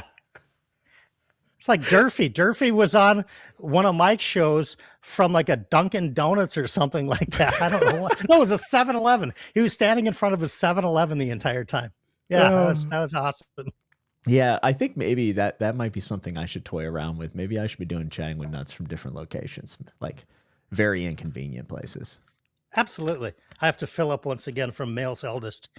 Absolutely. Are you pouring Male's that Eldest to a glass? Well, it's branding. So I've got Male's Eldest, which is, the official sponsor of my channel this week. But then I've also got my That's a Fact pint glass that I have to pour it in for branding purposes. I didn't even know you had a pint glass. I just got the mug. I should have sent you the pint. I'll send you the pint glass. Tomorrow I'm ordering you the That's a Fact pint glass. So when you make those Guinnesses, when you make it, you're not going to make a Guinness. Well, I do pour. I do pour it. Yeah, I'm official certified. When you're pour the Guinness and you put it into a That's a Fact mug, you're going to realize why you love Guinness. That's right. You are a hell of a salesman. You're a quick talker. Like the first thing I think when you start talking is don't trust this guy. That's exactly why I'm starting a Kickstarter with other people talking. Brian BellTube, grifter extraordinaire. We donated to this Kickstarter 6 years ago, and Brian's now his studio's now in Honolulu. What? There's no books out yet, but Carlos. There's all these. What is this? Yeah. See that right from Jackson, a pub in Dublin. Absolutely. I'll come for that one. We'll do a live. Carlos, go to bed. What are you doing? It's Friday night. He's fine. It's only 6 hours ahead there. It's late. It's really late. Derry said Brian's kissed that Blarney Stone for sure. I love Derry too much to ever disagree with her. All right, Garrick has a great idea. He said we need a CWN guest from the floor of a casino. What I have considered doing before is the next time in Vegas, which I don't know when would be, but going around and trying to find every book or like fantasy TV show inspired slot machine, because there's a ton of Game of Thrones and Lord of the Rings, and now there's Dune ones, and just like really, yeah, be like I'm taking $300 and I'm gonna get like which fantasy slot machine or sci-fi slot machine will return, and I'll read the series, whatever it is, I'll read it. Like that could be a lot of fun. I think that'd be awesome. And I also hope you catch security tossing you with the cameras and everything else as you're getting ejected, violently from the casino floor. I hope you capture all of that too, because that's going to be the best intro ever. Dude, it would be amazing. Absolutely. It'll be like 30 minutes ago, and you're getting chucked out. Dude, I got the best idea. Forget about what I just said. I will interview the gamblers that are on the machines that are playing and be like, what's your favorite part of Lord of the Rings? Absolutely. So how did you, was Faramir overrated? Was Boromir overrated? As they're pulling them and out. They're just the slapper. They're just slapping. Oh yeah, absolutely. One after the next. The kind that like 30 images come up and you have no idea if you won or not unless the machine tells you. It's like, that's what I liked about the old slot machines, right? You get 3 sevens, you won. You get the cherries, you won. Now there's 30 things. You don't have any idea. There's lions going everywhere. I mean, it's like if BellTube invented a slot machine. That's what I'd have. Oh, you lost. I wish I was as old as you so I could have gotten like when the change would fall out. It was the greatest. Oh my God. That's why they put slot machines back in the day right at the entry of the casino. So you'd hear those coins coming down and be drawn into them. Absolutely. You should start a casino. My dad taught me how to count cards when I was 8 years old. Like just like 1, 2, 3, 4. No, like counting plus and minuses in the blackjack. Yeah. I may or may not have counted cards in Puerto Rico and won a lot of money. Yeah. You know, I mean, it's no guarantee, but it can at least take the odds at least more 50 play long enough for you. You play long enough. If you get 52, 53% over time, that's all the house is getting. So yeah. You can't do that in Vegas anymore, really, any main casinos. No. They're watching that all day long. Yeah. Garrick said, if you need someone to lose their retirement at the Buffalo machine, just let me know. Will do, Garrick. Will do. Cool. I don't know if you remember, but I told you we should have done our CWN in front of the Bellagio fountain. That would have been amazing. Dude. With the Frank Sinatra music going on in the back. You get copyright claimed from him. That'd be great. I wish I could easily share my screen because there's a YouTube short. This is so off topic. I'm sorry, but like and this is why I do love Las Vegas. There is a guy being escorted by police, arrested on the street, and there is a street performer freestyle rapping next to him, and he is rapping about the guy getting arrested. You got to send that to me. Could you imagine the worst moment of your life? And there's a dude and he is going off on him, you know, like what's wrong? You got to send that to me. You got to send that to me. It is honestly one of the funniest videos I've ever seen. It perfectly encapsulates the absurdity of that city. It is absurd. There's nothing like it. And you know, like my day, I've told you before that one of my favorite casino experiences was going out with Sid Vicious and Rick Steiner until 8 in. Well, actually, Sid Vicious. You knew Rick Steiner. That's right. Yeah. I tag teamed with him. Yeah. Yeah. And Steiner and I I met him at a blackjack table, taught him how to play blackjack because Sid was like staying on 6. You'd get like a 4 and a 2 and he's good. So I was like, okay, dude, if we're going to be at the same table together, you at least need how to play.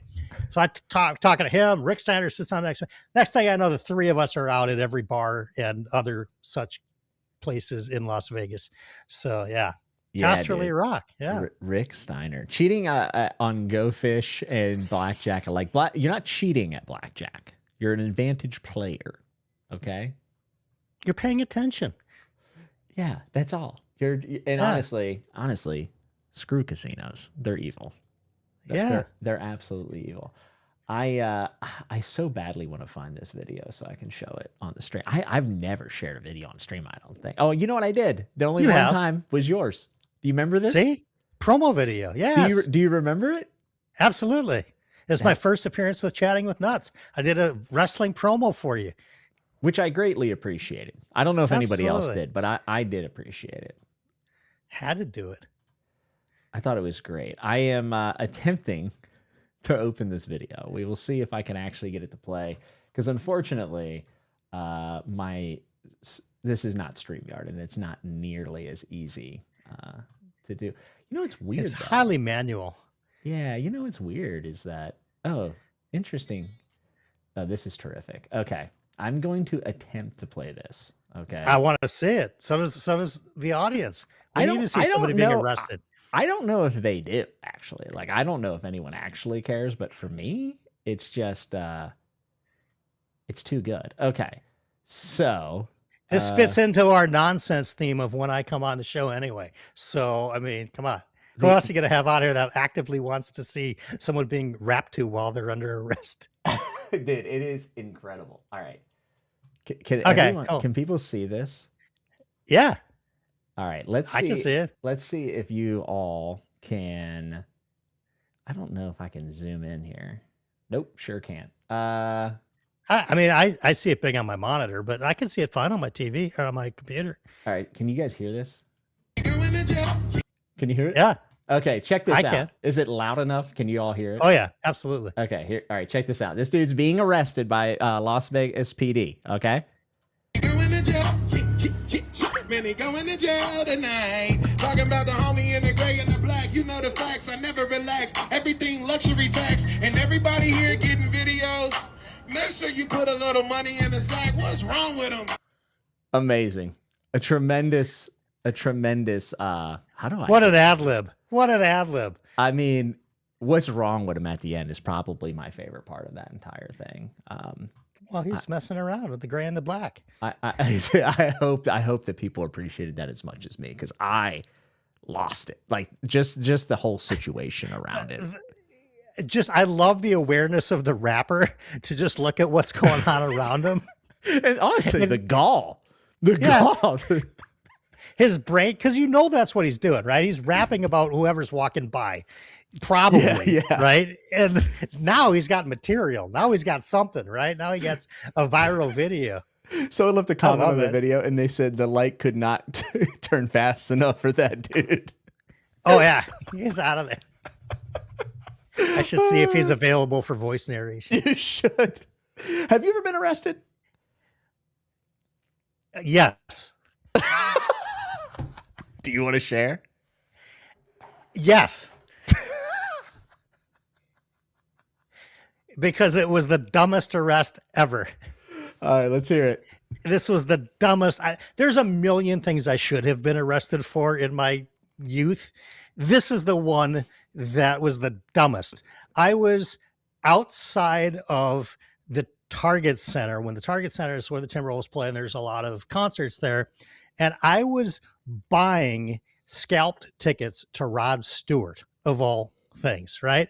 This is before This was before scalping was legal and you could do all of this. So I buy these 2 tickets, right? And next thing I know, I got a handcuff on me. Now, mind you, not selling them, buying them, right? So meanwhile, I may or may not have had a substance on me at the time. Oh, shit.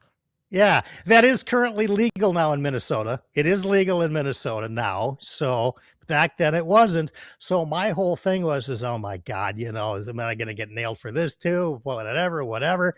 And I put on the biggest act of all time. I'm down in the jail that they built. The lady who arrested me comes down and starts telling us that, they're probably going to move us over to the Hennepin County local jail, blah, blah, blah, for basic processing, for whatever. And I start the tears flowing, like intentionally going, you don't understand. This is for me and my girlfriend. This is her favorite artist of all time. And I totally blew it and didn't get the tickets when she asked me for. And I didn't know what else to do. And haven't you ever been in love and made a mistake? And the lady looked at me and she was like, you should go back to your girlfriend. Opens up the door. I'm out of there. I go meet up with my buddy, Paul, who I was going to the show with. Okay. We end up missing the show, but we're in the next door bar drinking the fact that I was just sitting in some underground jail for an hour while he was waiting outside to see what was going to happen. Does that answer your question? If I've been arrested for something stupid? Yes. Should I have been arrested for way worse in my life? Yeah, probably so. Nothing violent, though. Just dumbness. Okay, interesting. So do you have a mugshot? No, I do not have a mugshot because I did not have to go down to Hennepin County Jail. I was basic.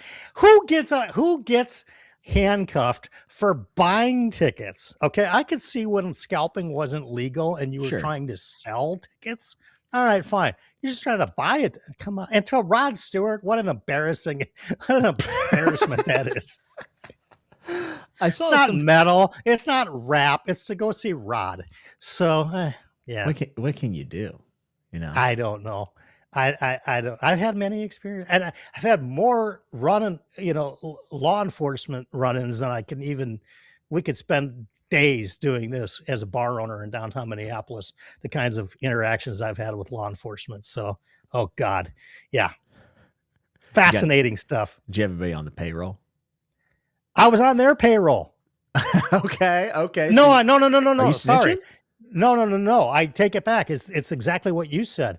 They would come by asking for cash to make sure that if there was a problem, they'd be there on time. And there were times like on a Saturday night, the squad car would park right outside my bar, leave their lights on while they're in the restaurant that's attached to in the same building as my nightclub, eating pizza. And I would walk in and say, hey guys, awesome that you're, having a great dinner here. but would you mind turning the lights off on your car? Because everybody that's walking in thinks that we have the cops inside right now and that there's some incident going on. And they said, well, yeah, we probably could do that. How do you feel about buying our dinner? Yeah. Wow. That's scummy. Yeah. Oh, yeah. And I went out of there in just, an uproarious rage. But, I've seen so many fake police reports be written up. Like I was standing and watching the whole entire thing sober and see them write the report. And I look at it and it's like total fiction. They belong on BookTube. Fantasy BookTube is where these guys should be on. Dang. Because, no thanks. Yeah, I'm glad to be out of that for sure. Well, thanks for sharing your arrest story. I really appreciate that. That was one of my better transitions. It was a really good transition, and it's not really an arrest, but there was handcuffs involved outside the house. So I figured that counts. It indeed does. I had to throw you that bone. That was good. Thanks. That was a home run. Yeah, thank you. I saw some people in chat saying the stream froze. Was it the audio or just the video? I assume it's either YouTube tripping or it could have been when I shared my screen because the software is fairly fickle. So is it back now? I'm assuming so. Yeah. I can't even see chat, so I have no idea. Yeah. This system you've got, I have no idea what the comments are. It's great. People hate it. Like when I invite people on, they're like, "What is this?" And I'm like, "Don't worry about it." To me, it's fine because you know me when it comes to chat distractions. I hate when guests have chat distractions. So to me, it's great. Everyman Reed said, "How am I going to invest in a criminal's business?" Right? The guy that just was out of love trying to buy tickets for his imaginary girlfriend to Rod Stewart. Okay, so it was just like a 2-second. Okay, cool. That's good. Very, very good. So can you tell us what the first audiobook's going to be on Bell? Not yet. Okay. Not yet. Okay. I want to put everything down legal with Smart. the author first.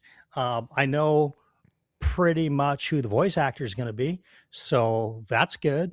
I explained to them what the premise of the book is about, and they were very fired up about it and entirely in their wheelhouse to do. So I can tell you that is a bit of a genre blend, and it's got a lot of fantasy elements, and it's got some thriller elements to it, and it's got some Arthurian legend to it. So there's some cool stuff in there. You had me to Arthurian legend. Now I'm out. Now you're out. That's it. Yeah. It's just sword and a stone. Come on. Oh no, there's no sword in the stone. You'll be surprised. You'll be surprised about that for sure. Fine. Yeah, I will still support the Kickstarter, Brian. Thank you. If you're gonna beg, all right, I will. Yeah. I don't know if you can see this, but I haven't been sitting the whole night. I've been on my knees begging, just in both begging mode and in gratitude mode to the overlord of late night fantasy talk, Jimmy Nuts, the Friday Night Delight. I've been on my knees this entire time. So you're not the first. Camera's facing down. Everyman Reed said, "Isn't that just copying Les Grossman?" Is it Lev? It's Lev Grossman, right? Or is it Les? It's Lev Grossman. Okay. Yeah, Lev. I couldn't remember. No, I don't think so. No. Okay. That's good. This is a great question. John asks, "Good evening, Brian. What would your prison name be?" Oh God, Snitch. Possibly. I'd be in big trouble with you guys. I mean, come on, this pretty face. I'd be in big trouble. I think it would be something like Bell something, since you seem to be attached to the Bell. Bellmate. I was thinking this is my Bellmate. This is my Bellmate. Yeah, could be a little bit of a double entendre, I think is what it's called. Yeah. This is the BellCon. BellCon. BellCon is your future convention when you become the largest boutique audio. Yeah, absolutely. Platform. It's coming right after ThunderCon. Oh my God. For whom the bell tolls, bell bottoms is crazy. There you go. Bell Tower Jail, the bell ringer. If it gets me an extra snack of food, whatever. Depends how long I'm there for. I can fall in love. Stringer. So, there you go. Stringer. Right. Stringer Bell. Yeah, Stringer Bell. I'll take that all day long. Any relation? It's weird. I get mistaken for Idris Elba all the time. Walking down the street, you would be shocked how many people ask me for autographs. Oh my God, I loved you in The Wire. You should absolutely be the next James Bond. It's bonkers. I politely tell them that, we're not related, but we're close friends. And, we have a chuckle about it. Sometimes I put him on FaceTime and, we're slightly different. He's taller. I mean, that's a big piece. He's also far more gifted and talented and smarter. But besides all of those things, we're like peas in a pod. For sure. Yeah, he's a big fan of the channel. We've talked back and forth, and he's been on my Patreon for a couple of years now. But great guy, the best. Great guy. Never met him. The best. Speaking of him, Dark Tower was on your series list that you put out recently, and I feel like Dark Tower is such a weird series in my mind that I've read because there's so much about it that is. I don't want to use the word cringe, but like made me want to die inside, I guess would probably be the way I would describe it. Would you say more in the earlier books or later books? Oh, earlier books. Yeah. You know what I'm talking about. Yeah. So like, how does that affect? Like, I don't know what to do with Dark Tower in my rankings or in my my canon of reading. I don't know what to do with it. I put it all together as one big story, and inevitably in any big story that I've read, there's always been parts that I've liked least in that. And that's where that would probably fall in. And most of the time it's not in the earlier stuff. It's kind of in the later stuff where things kind of go off the rails a little bit. But the infamous slog or whatever, Crossroads of Twilight, in particular, in Wheel of Time, I thought was just awful, even though I love the Wheel of Time. But as far as Dark Tower goes, I look at it as a journey, full and complete. And even though the first ones are certainly a little stranger, I actually have a drawing of the 3 tattoo right here, which is unique, I think. How are you going to say that and expect me not to ask you to take your shirt off? I almost came on stream tonight prior to going live shirtless just to see what you would say. If I just showed up, I would have died. Just to show up, topless dude shows up on backstage. But hey, that would have gone well with the prison angle. Next time we might be able to do that. The bell bottoms or Belcon or the Bellmate, you never know. But oddly enough, I got the tattoo before I read the book. And so when I was reading Drawing of the Three and this door opens up on the beach to these other worlds, and I go, oh my God, I have this on my door or on my arm. Weird. So, it is weird. That's premonition. That's Ka. Yeah, it is Ka. It is Ka. Here we go. So Dark Tower is a masterpiece. You can see the influence of drugs and alcohol in a good way in his creativity up until he gets sober around book 4. That's certainly true. We also have Andre saying here, a Dark Tower that made you want to die inside that changed Brian's life. Was the Dark Tower what ended up with him in handcuffs? Who's to say? This is kind of what I was talking about. Alex Archives got it. The Odetta stuff, totally sunk Drawing of the Three for me. Incredibly cringe. Apparently most of the people love that book. So here's the thing. I actually really like that book. But thinking back on some of the Odetta stuff is just, it's brutal. I don't know how else to say it. Like, it's very uncomfortable. It's bad. But yeah, and he says but it's still one of the best series out there. It really is in many ways just completely on its own island. Yeah. And that part that, that he's mentioning does go away. It's not throughout the whole series. This is a hot take. Every man reads that Dark Tower 7 is the greatest ending to any fantasy series. I actually don't hate the ending of it. There are things in this last book that I hate, but it's not the. I thought it was odd that people hated the ending so much because I thought it was completely perfect. Like it was appropriate for the story. I thought. I loved the ending. I gave it 100 out of 100. The last, say, 5 or 6 pages of that book. Now, some of the antagonists throughout the middle section of the book and how that was handled, I thought was extremely weak. And it was redeemed only because I felt that the ending of the Dark Tower was the only way that story could end. Yeah, I agree. Could not think of any other way that would make sense. And I loved it. It was like, but I had a book hangover. I was like, oh my God, no way. And even though I kind of felt like something like that might happen, I didn't know it for sure. And then it does. And I'm like, oh God, here we go again. And I'm like, wow.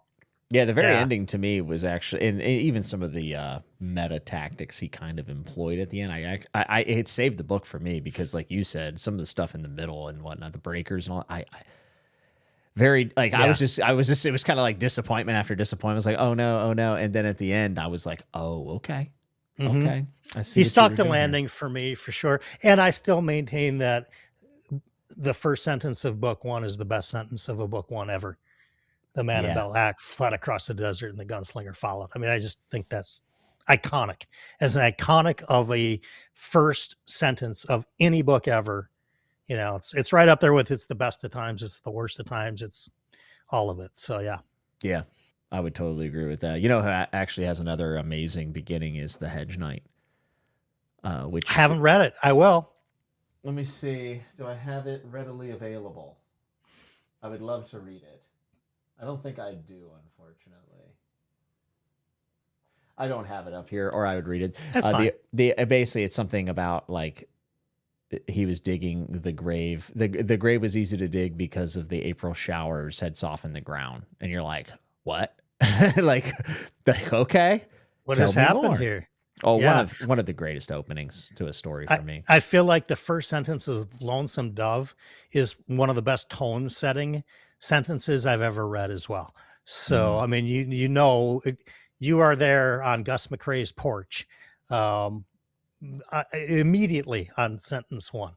And it's pretty good stuff. I can't wait for you to read that book. I think you're going to love it. Yeah, there's so many things that people tell me about the book that makes me think I will like it. It is getting dangerously close to like, how could it ever be as good as, it's getting a little scary because I feel like I would almost be, I would be honest, but it would feel like a pretty big letdown if I didn't love it at this point, you know? Yeah. So, well, I mean, it's a huge book. So there's going to be sections that you're going to like better than others, just like every other huge book. But overall, it's a masterclass in characters. Those characters will live in your head forever. I still think a book that should be on your list, even though you haven't read it yet. But if there was ever a Jimmy Nuts kind of book, I really do think it's Mystic River. Mystic River, I knew it. Yeah, I knew it. I knew it. I really think that this is a book that is not only nut button stuff, but overwhelmingly positive. It's just for you. Yeah. I mean, it's when I was reading it, I was like, this is the kind of book Jimmy likes. This isn't the kind of book I like at all, but Jimmy would love this, even though I loved it. But yeah. Yes. No. See, Marianne, that's the appropriate time for, I'm calling back to the Marianne comment from an hour and a half ago. I have to get my callbacks in. That's the appropriate time to throw the Zoom out. That's why he's the king of late night, BookTube. Yeah. Clearly. I mean, there's only one Friday Night Delight, and it's me. No doubt. And if you were on double nights, you'd be the Saturday Night Delight too. I mean, any night I have is my night. Let's be very clear, Brian. I was the first worry that you'd come after my Wednesdays, and then I stopped doing them. So when I saw you having it on Wednesday, I thought I could take it from him. Oh, there's no doubt. Like that's what I thought. You could put something up and literally just have Robert Baratheon behind you and not say anything. Take most of the viewers for sure. No doubt. I could bury you. Buried me. Yeah, I mean, I'd have 3 or 4 LitRPG readers that would stick around, but other than that, they just look at you and Bobby Baratheon back there. Yeah, why wouldn't they? Why wouldn't they want to? It's a good-looking man back there. Hey, you're reading Small Mercies this month, right? I was, and I still may, but from what I've been told, after I did a video the other day talking about, I've been reading just some really, exactly. He has. Let's go to bed. It's like calling Beowulf and expecting, Philip not to show up. Talk about Dennis Lehane, Carlos is coming out.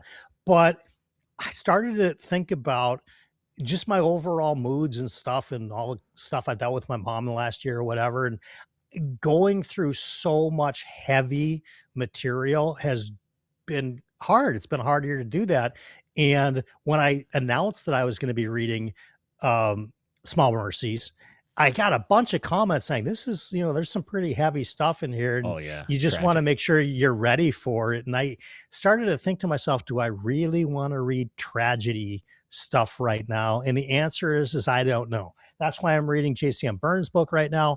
That's why next up, and I've got that LitRPG I'm listening to. Next up is going to be a Janny Words book, which I know I'm going to love. Trader's Not. And then after that, tentatively the schedule is end of the month of February, read Small Mercies. I just want to see what kind of headspace I'm in. If I'm not in the right headspace, it'll be sometime in the next 3 months. I left it feeling pretty traumatized, not in the same way as like Power of the Dog and Red Dragon, but in it just, you have to take a look around the world around you at the end of it and say how much has really changed. Right. And that part to me is like, it's hard to stomach. Like there's still a lot of work to do. It's very tragic. It has its moments though of, I don't know if hope is the right word, but of like bridge being built, even though the bridge has faulty concrete, I guess. I don't know. It's hard to explain the book. It's very likely it's my book of the year right now. It's very early on, obviously. Sure. But, there's been other books I've liked too, but I'd be shocked if Small Mercies wasn't in my top 10 books of the year. I'd be shocked by that. I'd be interested to see how you feel about it when you do pick up Mystic River. Obviously, same author. How be long interested. is it? Not long at all. It's 350 pages. Oh, okay. Okay, we might be able to get to that soon then. And it reads extraordinarily fast. There's 3 main characters. That's all you got to know. It reads very quickly. And it's super accessible reading, but it's also incredible writing. I mean, the guy knows how to write. Yeah, Small Mercies is a masterclass to me. Yeah. And he's not writing with this, I hate to use the word flowery purple prose. He's not doing any of that. He's not using any words you got to go look up in the dictionary, but he paints a picture with words as well as anybody I've ever read. And they're words that you already know. So he can kind of speak to the common tongue in a way that most people that write that way don't. And I've become, that's why Small Mercies ended up on the poll that I ran that ended up winning. For me, I want to get back to when I started reading fantasy all those years ago, it was because it was fun. I loved Dragonlance and Piers Anthony and all those great books that were just a blast for me. And reading about heavy stuff when the world around us is kind of heavy, lately, it's not always the best for my headspace, especially when I'm trying to be extremely passionate about this new, venture that I'm embarking on. I want to have all, cylinders firing and not necessarily thinking about tragic events in a book. I'm actually going to make a video. I responded to a comment earlier today that I want to do a video on how much trauma is really involved in a lot of big epic fantasy and big space opera, because there's a ton of it. And I think it's become more prevalent in more recent years where, the fantasy genre started off a little bit more fun and a little bit more lighthearted. And there was heavy and serious moments, but not something that was just a gut punch to you, guaranteed to happen a couple of times, at least in every book. And I feel like that's kind of become more of the norm. And I think it should, it's worth talking about a little bit. So I think I'm going to make a video that speaks to that. And, we'll see how that one resonates with people. Yeah, I think maybe one of the things that drives, and I don't know if this is true.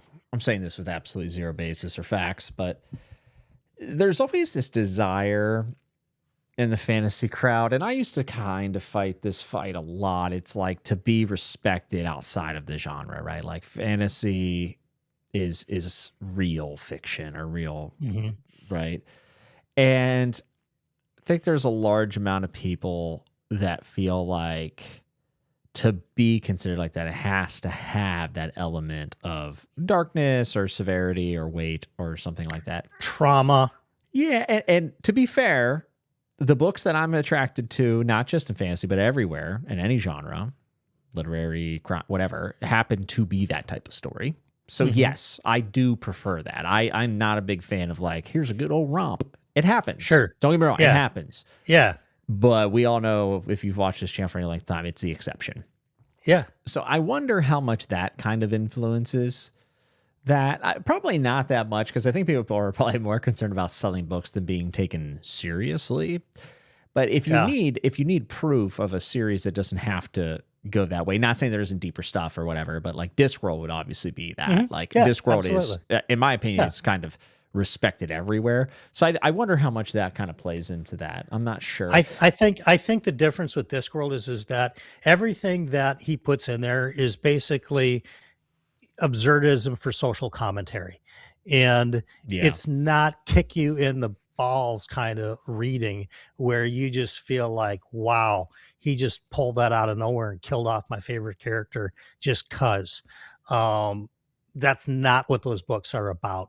And I find great pleasure. As a matter of fact, if I end up not reading Small Mercies at the end of this month, it's most likely that I will read a Discworld book instead.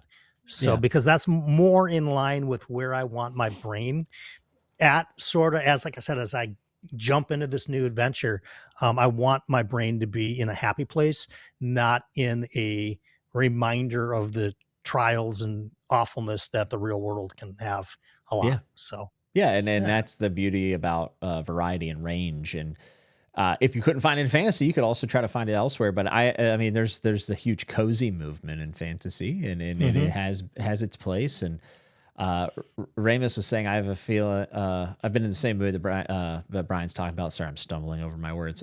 Can't help but wonder if the cozy trend has been a reaction to the grim and dark trend. I think it is, but I also think it has a lot to do with like what's going on in the world. I think that has something to do with it, because like there's always like, I want to reflect this bad period, and then there's like, I don't want to call it maybe a healing phase, and maybe that's part of the healing phase, or like kind of just isolating ourselves, that we don't need to stare everything in the face that is so dark. I love it. Like I'm weird. Whenever I'm in a really bad headspace, I generally gravitate towards the thing. Not all the time. That. Yeah, not all the time. But I don't particularly love cozy fantasy. I mean, I like Legends and Lattes well enough, but I think that there's a difference. I think that there's a difference between low stakes and no stakes. And if a book has no stakes and it's just this kind of cozy, like you said, romp, whatever, and there's no stakes at all, honestly, that would probably bore me with where I'm at. I don't need it to be all trauma and drama and grim and miserable and grief and depression and all of that, but I also want some stakes involved, because that's what keeps a book interesting for me. And I think that cozy genre sort of needs to make sure those authors are thinking about, well, something has to be at risk here that the reader will actually care about. Yeah, and sometimes that's just making the reader love the main character so much that anything that happens to them isn't also equally important to them, even if it's no big deal, like a coffee shop going out of business. Yeah, and I was gonna say, I think Legend of Latte actually does have some pretty good stakes for someone trying to start over. I'm sure you could probably relate, at least from trying to start something all day long and switch all day long. Yeah, and I've talked about that, how leaving one life of one thing that you only knew and then trying something else, it's a pretty horrifying thing to do. It's scary. So those stakes were real to me. Actually, I bought these sequels to it. I said I wasn't going to read them. The covers are too good, I'll be honest. The covers are awesome, and I might fit them in this year. I don't know. I am definitely like 1% of that is my reading. But I don't know. I read a couple of Discworld last year and had a really good time with it. But I just think it's great that there's options. I also look at it this way: if it's getting more people to read, it's good. That's a good thing. The more people that are reading books or listening to audiobooks, consuming story in whatever their preferred method is, it's getting a sense of walking in someone else's shoes. And we learn how to be more sympathetic to other people's situations in ways that reading doesn't always, or ways that just life itself doesn't always lend us to, because reading or listening is quite intimate. It's a one-on-one experience with a particular work. So if it brings in more people reading, fantastic. Yeah, absolutely. And I'm not freezing, am I? Like, I'm not freezing on my camera, but I noticed on our it's a screen, little I there's froze a, there's a bit. little bit of a freeze here. I think there's a potential that it is either my internet or YouTube being a little finicky, unfortunately. Got it. Because I But can see myself on my camera just like normal. yeah, it's totally fine. 99% of people aren't even watching, unfortunately. They're just listening. I They're should say missing these unfortunately. mugs. They're missing these good looks. That's what You I'm saying. kidding me? I These mean, dimples, folks. This is the money makers right here. I'll say, I bought this Maybe camera. You that- guys need to look at it. Maybe that's my jail name, Dimples. That could be it. Dimples is again. I don't know. It might get you in trouble, bro. Hey, like I said, if it keeps me protected, okay. Define protected. Well, so it's not everybody. Let's just call it that. I like this. I like this. We had some comments here that I think that are pretty good commentary here. First off, Duffy Pratt said, I first heard of Personville called Poisonville by a red hair mucker named Hickey Dewey in the big ship in Butte. What is that? That's an opening line, but what is that from? Duffy also had a different one, and I actually meant to highlight this. Yeah, it was here. Also, many years later, as he faced the firing squad, Colonel Aureliano Buendia, maybe, was to remember that distant afternoon when his father took him to discover ice. Please tell me what that's from, because I'll probably read that. That's so good. Here we go. Tom said, a nice lighthearted read like the second Apocalypse. I think that's what Brian was going for, yes. Yeah, exactly. And somebody commented to me today, you really should read R. Scott Baker. And I was like, yeah, not for a year or two. No, thanks. Oh, Jared Henderson's here. My God. Do you think Jared will back your Kickstarter? I imagine not.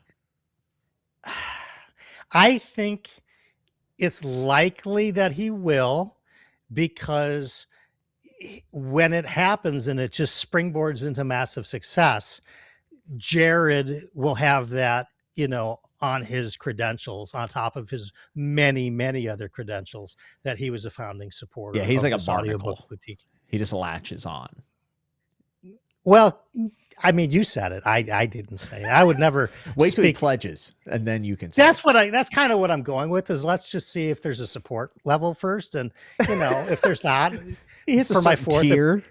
Well, right. I mean, on my fourth appearance of Chatting with Nuts, we'll clearly go over how Jared did or did not support the Kickstarter. And, we can get a good 20-minute segment out of that. Easy. Yeah, I think you're in contention with Jared. I think Jared has 3 appearances, so you guys are kind of in a little competition. So well we'll see he's smarter than me, and he's more thoughtful than me. He is. He looks deep. He's young.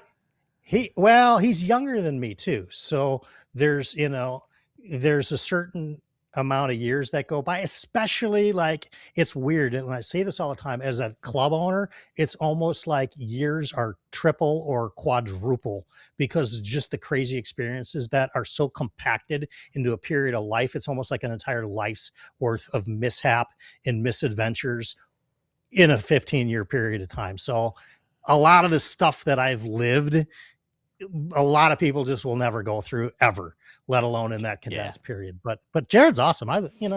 Whenever I watch his stuff, I know why his channel does so well. We don't need to get Jared it. We're done praising. He hasn't backed the Kickstarter yet. Come on. Brian's on his knees, guys. Jared. He's on his knees. I've been filming this on my knees since we even started backstage. Taylor said there's definitely the thought that if it doesn't destroy you, it's not deep, which I find to be untrue. 100%. Yeah. 1,000%. K Fox says, I love cozy fantasy, but I've also discovered my definition of cozy isn't what some others would consider cozy, which Taylor follows up and says, also cozy can be different for each person. LitRPG may be cozy to Brian, while Japanese fiction is for me. I actually ironically find Murakami, for even with his faults, to be somewhat calming, oddly. I think she makes a great point about LitRPG and cozy for me. I'll use the word comfortable because I understand what the books are generally about. I understand how systems tend to work. And yeah, see, exactly. Jared's got a book coming out, folks. Oh, Jesus. Jared's got a book coming out. He's traditionally published. It's a philosopher's way of thinking for the everyman. You think that you don't want to have to go to all the academia to become a PhD. Well, Jared Henderson has that problem solved for you. You can get his new seller. It's going to be a bestseller whenever it does come out. And you're going to be able to understand the life of the philosophy around you and within you without having to spend the time, the resources, the money, the investments that he's already made for you. Are you done? Yeah, for now. Do I have a fart on my sound? I don't. Wait, I don't know. This will work. I don't know. Hey, that's the theme song to my channel. Every time I hit record, that's what I hear. Yeah, absolutely. Yeah. By the way, Bengus Khan wanted to know if you're going to be doing Operation Bounce House since Travis Baldtree's the narrator. If I'm going to be listening to it? Yeah. Yeah. Cool. Yeah. Very cool. Absolutely. I'm actually trying to get Jeff Hayes on the show. So that would be kind of fun. Yeah. Also, I agree right here with Jedi said Abercrombie literally reads cozy to me. Actually, I agree with this. I totally agree. Yeah, see, thank you. Look at this. Tyler Tech said Jared would back Kickstarter a tenfold if Jimmy reads Wolf Hall. If that's what I got to do for Brian, I'll do it. Oh my God. I don't expect that level of support from you, Jimmy. I really don't. This is good enough. I mean, if you have to read a book that would stop this shtick and stop this bit in just on ice, just stop it cold in its tracks. This bit is too good. Oh my God. I feel like it's one of our stronger ones overall. It is. It is. Andre said, I really like Kafka on the Shore. So 1Q84, I haven't finished it. I got about halfway through it. Ironically, Andre, I know it's, bloated boredom for you, but I found it kind of comforting outside of like the I don't know. Like there's a section where this girl goes to like a sex party and is like reflecting on how her body feels afterwards. And I was just like, really, Murakami? Like, really? Like, I'm down for spice and smut and everything. But it just read like a dude that was like, he didn't put any thought into it at all. Like, he wrote with one hand, as I always say, which it's tough. It's tough. Stranger. It's a stranger. I've been sitting on my left hand this entire time. No, I'm just kidding. There you go. You're ready for later. It's Valentine's Day tomorrow, folks. That's right. Brian, we'll be going for about 2 hours, and I'm getting a little hungry, unfortunately. So we're gonna have to wrap this. Hungry up. for another 2 hours. Yeah. You're hungry, right? Bellworks Audio presents Hour 3 Unrated. That's right. Late night.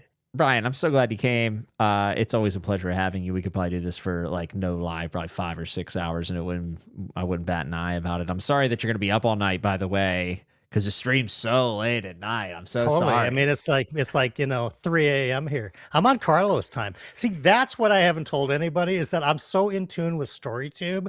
I actually live on their time zone. So for me right now, it's 3 in the morning. Here in Minneapolis, Minnesota, it's 3 in the morning right now because I'm a devoted fan of StoryTube. That's the level of dedication. Don't forget to buy Jared's book. Oh, my goodness. Well, folks, thanks for tuning in. It's always a blast being here on a Friday night. And make sure that you go check out Brian, tell them when the Kickstarter is. Do the thing. Absolutely. So the Kickstarter is going to go live on Monday, March 2nd. If you want to get on a mailing list right away, just go to bellworksaudio.com tonight. You'll see a temporary placeholder website. Throw your email in there and we will throw you on the mailing list and give you all the updates on the Kickstarter, some of the voice talent that's already on board. You're going to get excited. If you like audiobooks, I'm curating some excellent ones that I think you're really going to enjoy.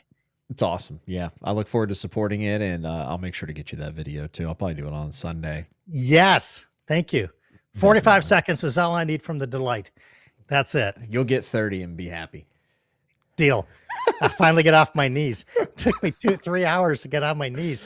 I'm suing you for the the knee implants. The rug burn. I should have sent you the knee pads. My bad. Yeah, I know you've got them. That's okay. Folks, thanks for being an awesome third guest as always. Go check out Brian's channel. I have it linked down below.